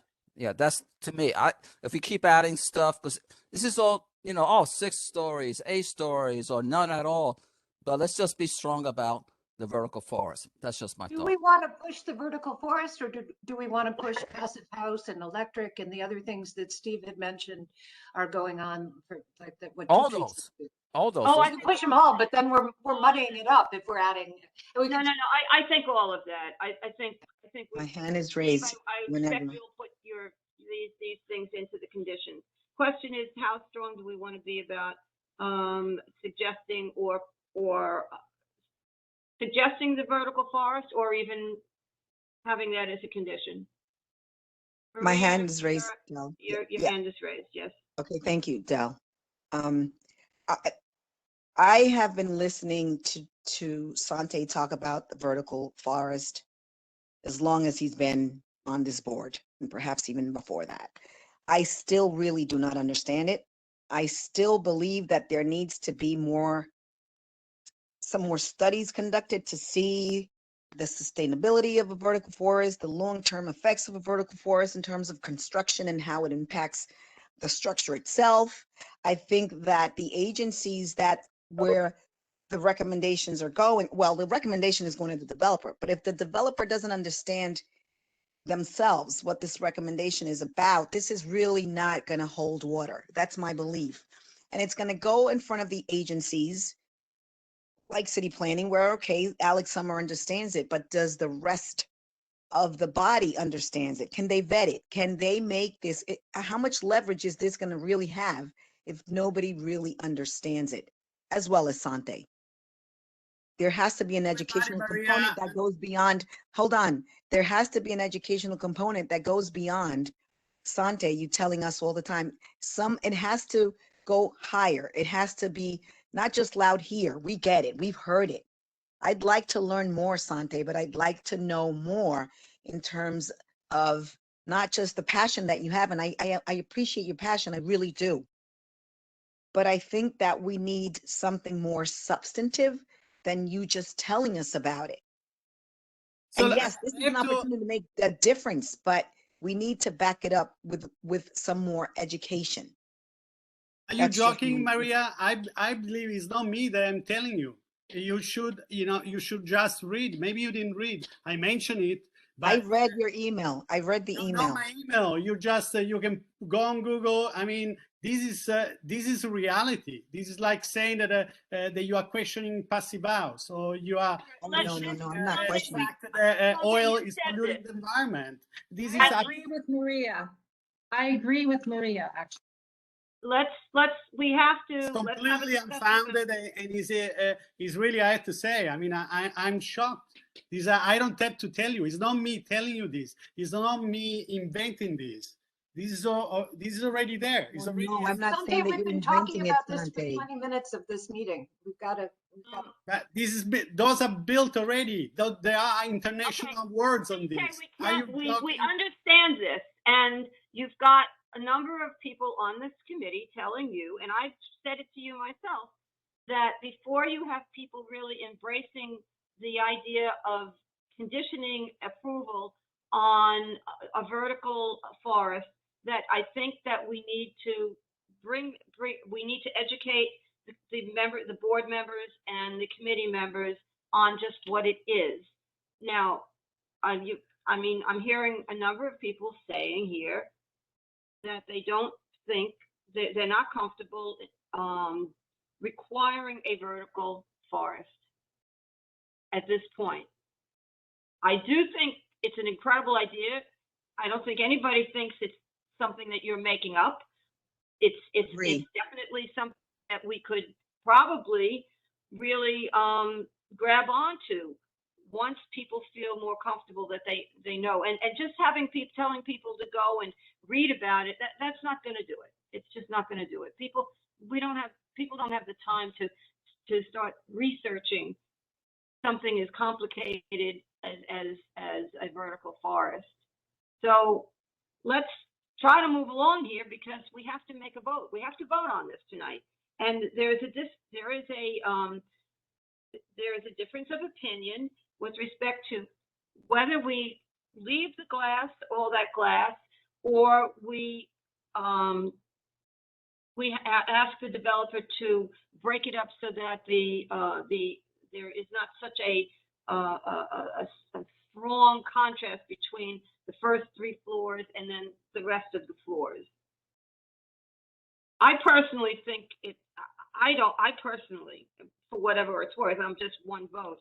I personally, when I look at the design with that stark difference between the first couple of floors and the glass, the word that comes to my mind is a behemoth. I just think the glass looks so ponderous and just out of context. I know they meant it to look light, and maybe it would look light. Maybe I don't have a good enough ability to visualize. I don't know. But I'm in I guess I'm in the camp of people who don't like that huge amount of glass on top. So I think we need to have some kind of a consensus about that. I think that's going to be the biggest thing that we have to deal with. I think everybody's going to agree to having greenery and to having passive housing and having all electricity and all of that stuff. That's going to be an easy thing. But let's try to tackle this. Can we add to the parks what we're saying, that in the parks donation being made through a community benefits agreement that it's substantial and sustaining? Yes. Just put those words in there, and then yes, take it from there.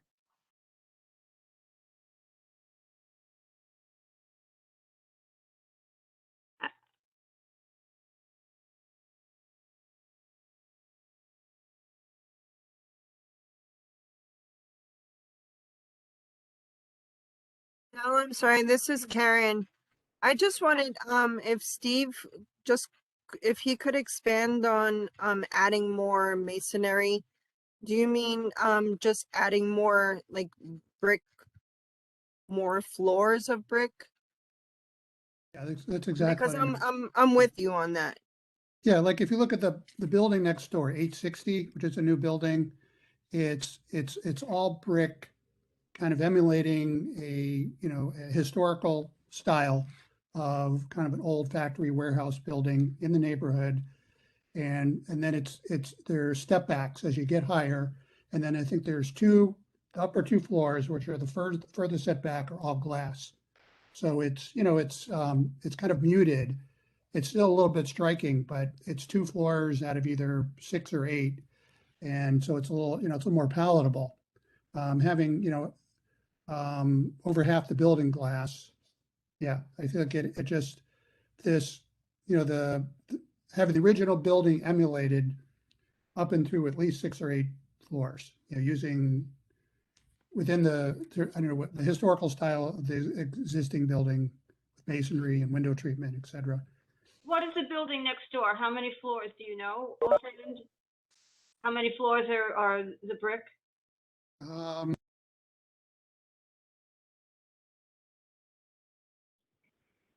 You're muted. It's I believe it's 4. I'm looking at it right. Sorry, I'm looking at it right now. It's only like 2 stories. It's 6 stories actually. Not the brick. 860 is. I'm looking at it right now. How much is brick versus glass? That's how many stories?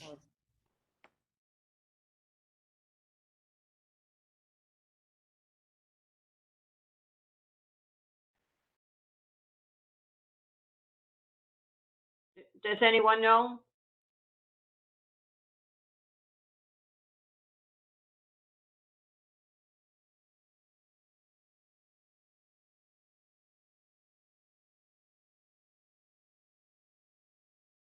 Are you looking at it, Steve? Are you looking Yeah, for it? on Google Maps, it's 4 stories of brick in there, and then there's a setback. So I think that whatever is above that is not really that visible from the street.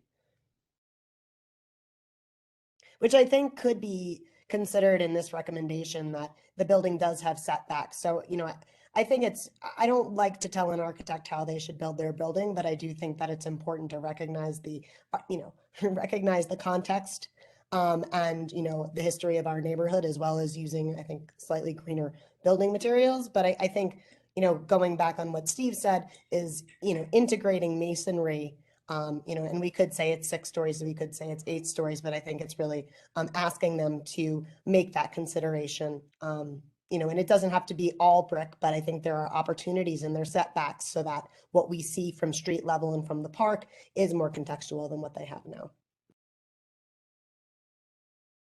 So could we say to integrate masonry in the first, at least the first 6 stories?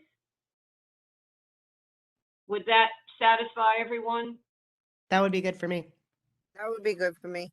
And yeah, I would say that's good if the top 2 floors are additionally set back deeper, instead of just having the upper floors kind of. I'm trying to find the original.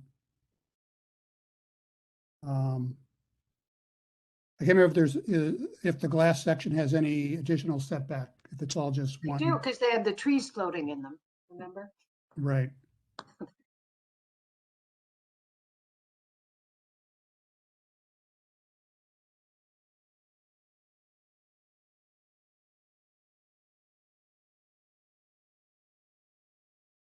Well, for 6 stories, it'd work really well. So integrate, so mimic the design, change the design to mimic the original architecture, integrating masonry in at least the first 6 stories with setbacks above. Well, as they just pointed out, I think it already has setbacks on the upper Okay, floors. so in the first 6, at least the first 6 stories. Okay. Take the 2 Manhattan Avenue properties out of the rezoning. What about the commitment for substantial and sustaining funds to McCarran Park? Del, I misspoke, substantial sustained funds. So the commitment for substantial sustained funds, right? Yeah, so that the funds get given over time. Yes. To McCarran Park. By means of a community agreement. By means of a, yes, community benefit agreement. Right.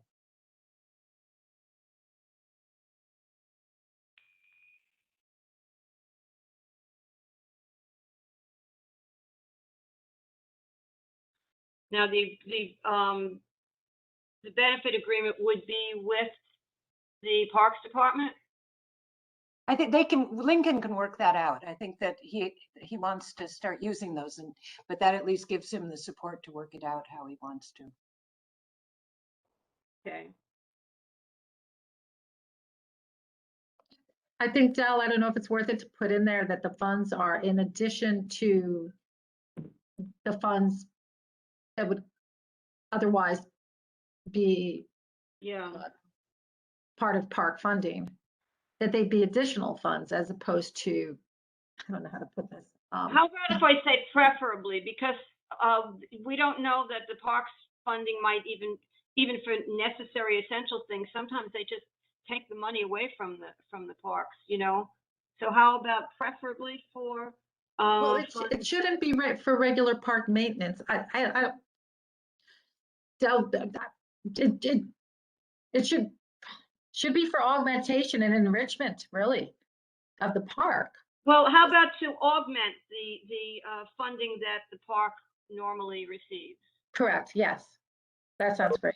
And please state McCarran's Park. Sometimes you can allocate these funds to other parks. So Repeat McCarran, Absolutely. McCarran. Thank you. Absolutely, that's vital.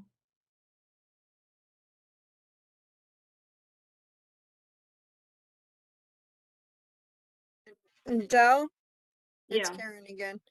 I don't want to go back down the vertical forest rabbit hole. However, is there any way that then we could recommend that they at least look into the feasibility of doing a vertical forest? I agree 100% with Marie and Katie that we really do need as a committee, as a board, more education on it. But I'm just thinking maybe, you know, at least letting the developer see if it is feasible and then just getting them, you know, to come back and explain why or what, you know, why yes or why not. Well, we could say, I don't know that we want to have them come back and explain why or why not, especially since we've got to, well, I don't know. We could do that, or we could just say that it is recommended that the developer and the city discuss the feasibility of incorporating a vertical forest. How would that be? That I would agree to. At least let the ball start getting rolling. If this is something that as a committee and as a board that we want to stand by moving forward after being educated more on it. I think at least the awareness, let's start recommending it. Thank you, Karen. That's a great idea. So Thank you. recommend that the city and the developer discuss the feasibility of incorporating aspects of a vertical forest. Why aspect? It's a vertical forest as a system. Architectural topology. Incorporating a vertical forest. Architectural topology. Let's mention as an architectural topology and a device, an architectural device. You're muted, Steve. I agree. They need to go 100% on it if they're going to do it. Okay, so it can be incorporating defined a in vertical another way. forest as an architectural device. I can, let me see if I can give you some language. Do you mean device?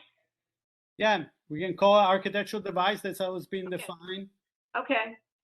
So recommend the city and the developer discuss the feasibility of incorporating a vertical forest as an architectural device. Let's add a word important to say, architectural typology, and let's use as a reference vertical forest, Stefano Boeri. We can use that reference, so there is no misunderstanding. No, I don't. I'm not understanding what you're saying, Sante. That the design was originally initiated by Stefano Boeri. We can add more point of reference so they can look deeply. I think if they Google, they can, I think they'll know what it is. I mean, it is, as you said, it is something that people know. Yeah, professionals know. Let's keep it simple because we don't want to get sidetracked. Honestly, guys, I recognize, but I have to say that I don't understand why not knowing more, all this resistance. So what I can tell you is that this project was at like International iRights Award in 2014, you know, prestigious international competition, you know. So then, and also the Council on Tall Building in 2015, the Council on Tall Building, and this is on Wikipedia, so, but there is far more than that. The Council on Tall Building and Urban Habitat awards a jury-selected Bosco Verticalis vertical forest to be the best tall building worldwide. To meet. So we are now recommending that they explore the feasibility of incorporating a vertical forest as an architectural device. Is that okay with everyone? Yes. Yep. Okay. And by the way, I'm thinking instead of mimicking, how about what's the word mimic instead of mimic? How about Replicating. Replicate. Emulate. Reference. Okay, or emulate, which is better? Tomato, tomato. All right. let's move on here. We have other things. Steve, you had a number of things you wanted to include, like, do we want to say that they should use passive housing in the design? I think more importantly is that they do not use fossil fuels for heat and air conditioning, that they use either, renewable sources and or, electrification for, for heat and air conditioning. So, consider passive house technology for further reducing their carbon footprint.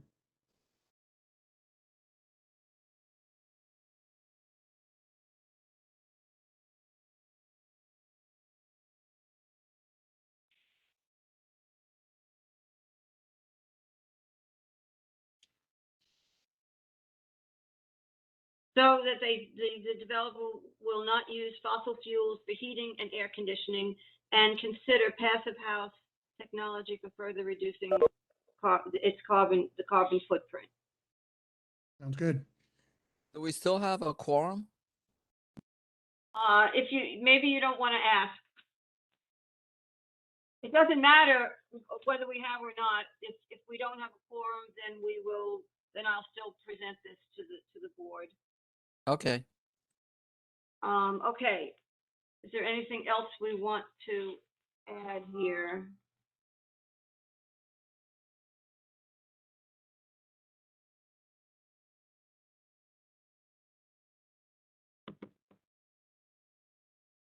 I want to thank everyone. Everyone's been doing such a great job, but you forgot about the commitment. You forgot about the commitment to McCarran Park. No, we didn't. That's going to be a community benefit agreement. I'm so sorry. I put my kids to bed. You're right. I'm wrong. Good to be right once in a while. Okay. Okay. Let me just. I'm just looking at my notes here. See if I can come up with something else that we talked about. Do we want to just leave it that 10 stories is what we have to live with in order to get the 19 units of affordable housing? Or do we want to put anything in it to ask them to look into reducing the height? Or do we just leave it the way it is? I think should look, I'm looking at a rendering now. I mean, 10 stories is really tough. It's really tough. I think eight is seems like more reasonable height and would be allowed on their current zoning with, with bonuses. Well, would that reduce the affordable housing? That would reduce the affordable. Well, yeah, it's voluntary inclusionary housing versus mandatory. Well, the rezoning will do that. The height, maybe the height will be less incentive for them to do it. But I'm thinking of River Ring, obviously a much bigger project, but ended up they're spending money to create more senior housing in the district. Maybe they go above and beyond their minimum requirement with MIH, with affordable housing or senior housing or something. I hope I'm personally not holding my breath for the senior housing, because frankly the commitment seems rather nebulous to me, but I'm very much in favor of senior housing, so if that ever actually happens, that would be great. But if we're going to say that they have to reduce it to 8 stories, then we're they're in the realm of as of right, yes? Yeah, it is. And we don't get the affordable units, all of those affordable units. And I also wonder, as a newer member, when we have more conditions, does that lessen the strength of each condition? I'm not aware that it does. I think the conditions have to be as clear as possible. I know the borough president. I don't think we have that many conditions here, frankly. If we do it 8 stories, they could just say, okay, we'll do it as of right, and then we're gonna get 16 stories. I mean, they'll just do it really tall,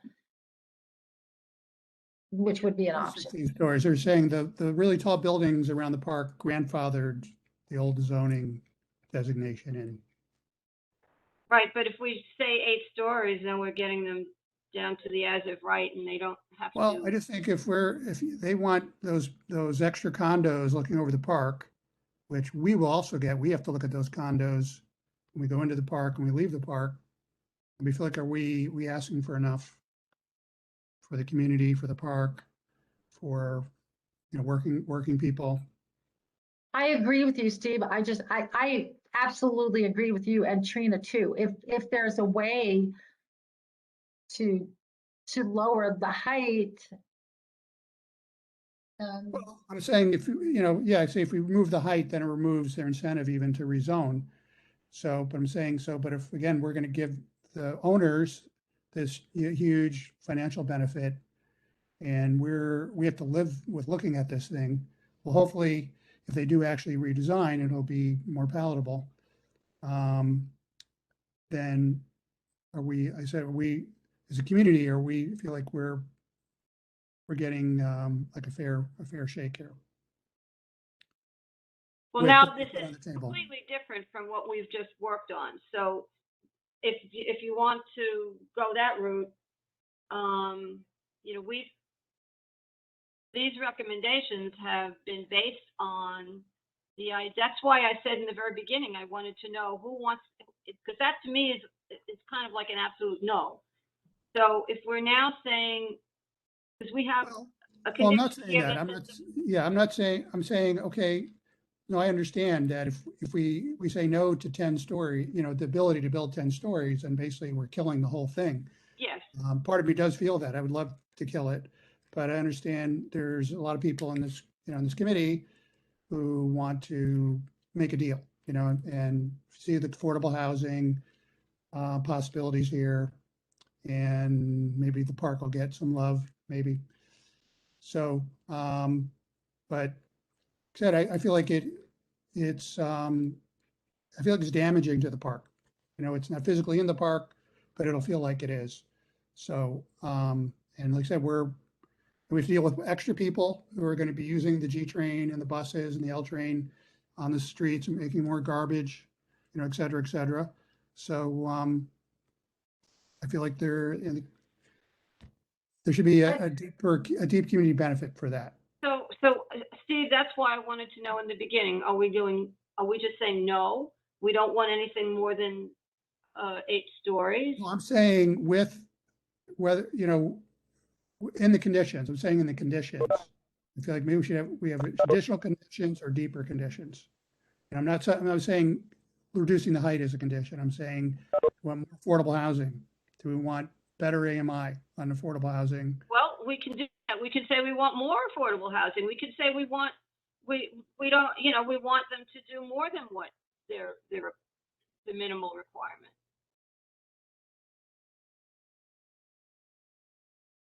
We can do that. And by the way, so I don't forget, oh no, we do have this escrow fund for the luncheonette. Do we have an amount that we want put in the escrow fund? I know we've done this before, and I don't know how much we required.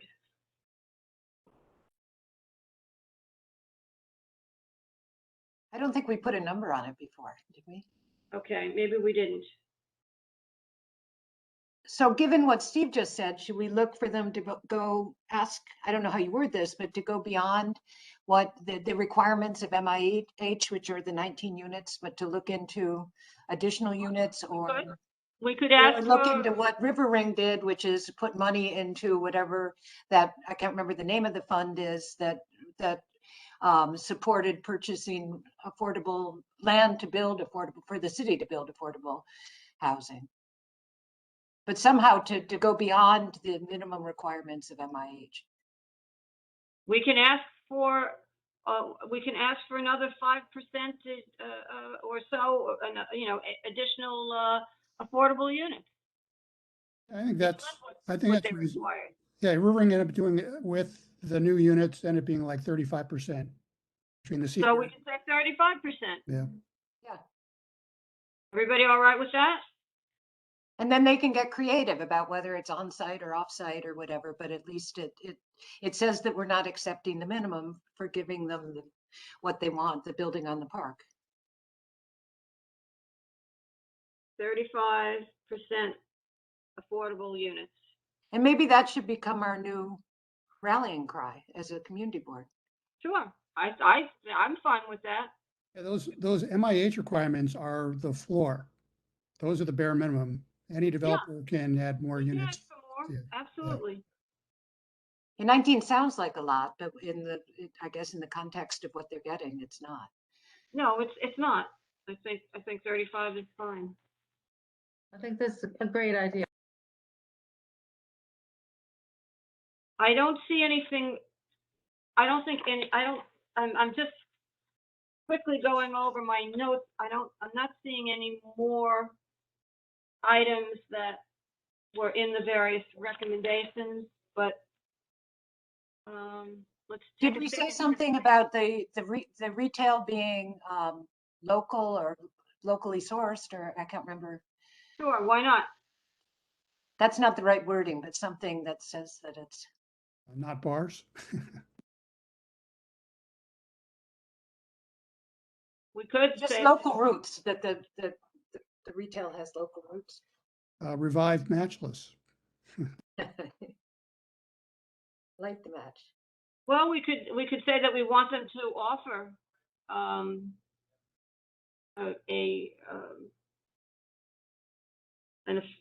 do we say it? Offer a lease to matchless. But wasn't matchless not in their building? It was. Oh, that's it's right. in the It's not building. their building. Forget it. Yeah, sorry. Yeah. You could say a preference for existing local businesses. Okay. Contribute to the retail diversity. Yeah.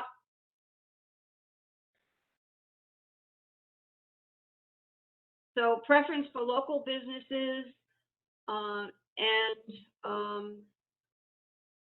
focus on retail diversity. Or local businesses that contribute to diversity. Could also be somebody coming, not being local, but want to come in and become local and bringing, I don't know, a boutique or something more creative, not necessarily something belong to entertainment, not focusing strictly to hospitality and entertainment industry. But how about preference for local businesses and tenants that would provide retail diversity? Perfect. Good. Yeah. Maybe maintaining a rental price of the commercial unit affordable enough so other business could engage, because otherwise, if we keep $10,000 a month, I don't know if somebody else will be able to. I know it's a difficult thing to ask, right? But affordability to the people that are expert on affordability, I mean, it's fundamental. Otherwise, it's. So how do we say that though? How can we put? I don't know how to. I don't think you can regulate that. I mean, there's no commercial rent control. I don't think anyone's going to, that's just going to get thrown away, I believe. It's come up a lot. I don't think you can regulate that.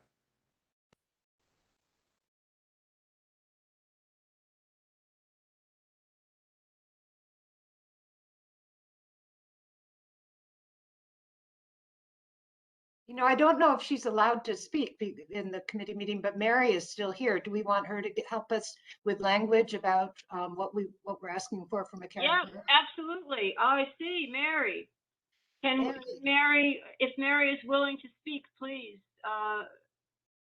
Jerry, if you can allow her to speak. No, I'm here. Oh, I'm here. Great.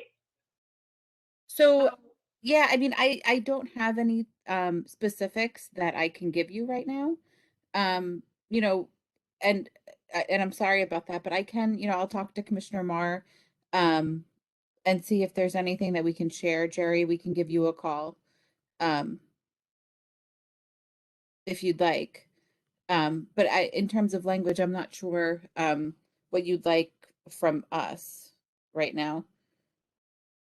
Well, I guess anything that you think would be productive or helpful, and if you can get some language to me, I can always put it into my report, and then everybody can see it, and anybody who has an issue with the language that I use, they can let me know. Hopefully, not the day of the community board meeting. Okay. Which is what happened last time, and I wasn't able to even, Oh no. look at it. Yeah, no, I'll talk to Commissioner Marr, and get back to you for sure. That'd be great. Thank you. Yep. Do We don't want them to cheap out. We want it to be substantial. Yes, absolutely. Absolutely. No, I think we all have the interests of McCarran in mind. So, with what you've been saying, with what I've heard throughout this whole meeting, I'll bring it back to him. So are we ready to vote on this?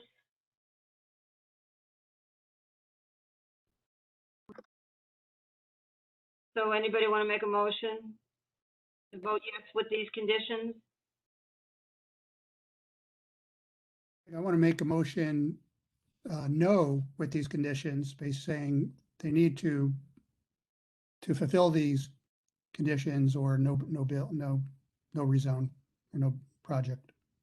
Now, let me just tell you that in my personal opinion, for whatever it's worth, and I said this about the River Ring, and I stand by it, I think a no, unless they meet certain conditions, is much more powerful. I begged everybody to please go that route with the River Ring. And as far as I'm concerned, because we didn't, they just disregarded our, conditions. I'd like to second Steve's motion. Fine, so this is no unless they meet the I conditions. went through this before. I would like, like to make a motion to deny the application unless, all the conditions that you stated, Del, are fulfilled. All right, so this is a motion to deny unless the following conditions are met. Jerry, can we have a roll call? I think you need to read the conditions to make the motion complete. Okay, so Can you reread the condition on the vertical forest, please? I'll go through the whole thing. That there will be a community benefit, that the developer will commit to substantial sustained funds to McCarran Park by means of a community benefit agreement, and the funds will augment funds that the park would normally receive. Next is that there will be an escrow fund set aside for damage done to the adjoining building. Potential damage. Potential damage. Hold on a second. Park Luncheonette building. For the, okay, we can say the luncheonette building. We need to, motions on the floor, but it's just so vague. Yes. An amount agreed upon between the owner of the, If you want to withdraw the motion, you can make changes. Other than that, let the chair read the conditions, Let me read this. Okay. Okay, so escrow fund set aside for potential damage done to the luncheonette, the adjacent luncheonette building. The sign will be incorporated into the facade. That they will change their design to replicate the architecture of the original building and to integrate masonry in at least the first 6 stories. The next is that they will take 2. Now, please put the sign in there specifically. You have to let me read this, and then you can add. To the sign, I guess I should say the name, the Royal Lace Paperwork sign. I should say that.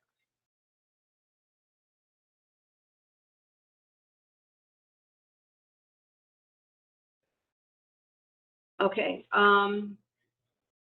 that they will change or alter the design to replicate the original architecture and integrate masonry in at least the first 6 stories.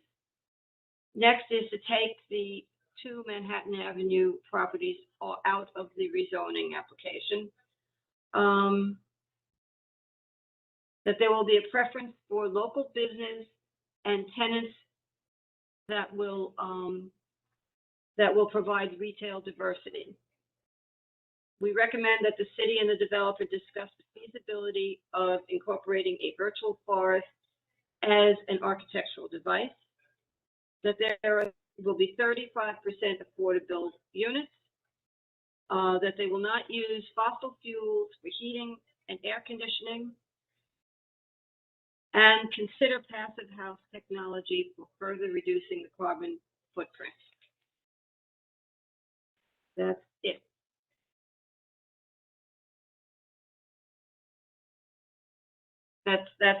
Those are the conditions.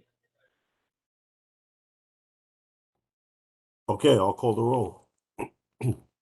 Del Teague, Yes, this is to deny unless the conditions are met. Yes. Maria Vieira, Trina McKeever, Yes. Stephen Chesler, Yes. Aaron Drinkwater, Yes. Moisha Indig, Ozana Kaminsky. Yes. Thank you. Abraham Leibovitz, Sante Miceli, Abstain.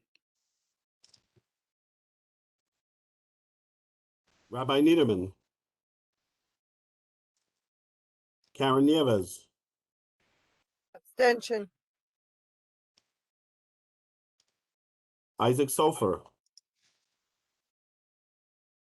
Robert Solano,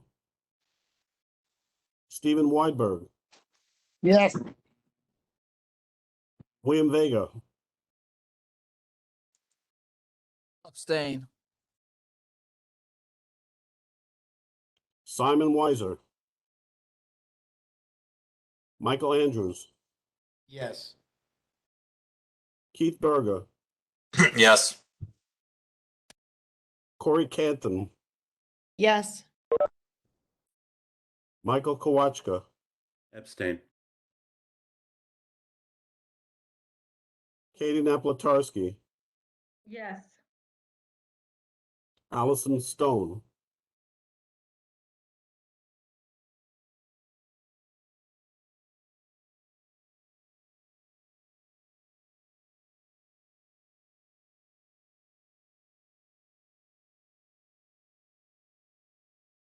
ten yes, 0 no, 4 abstention. Motion carries.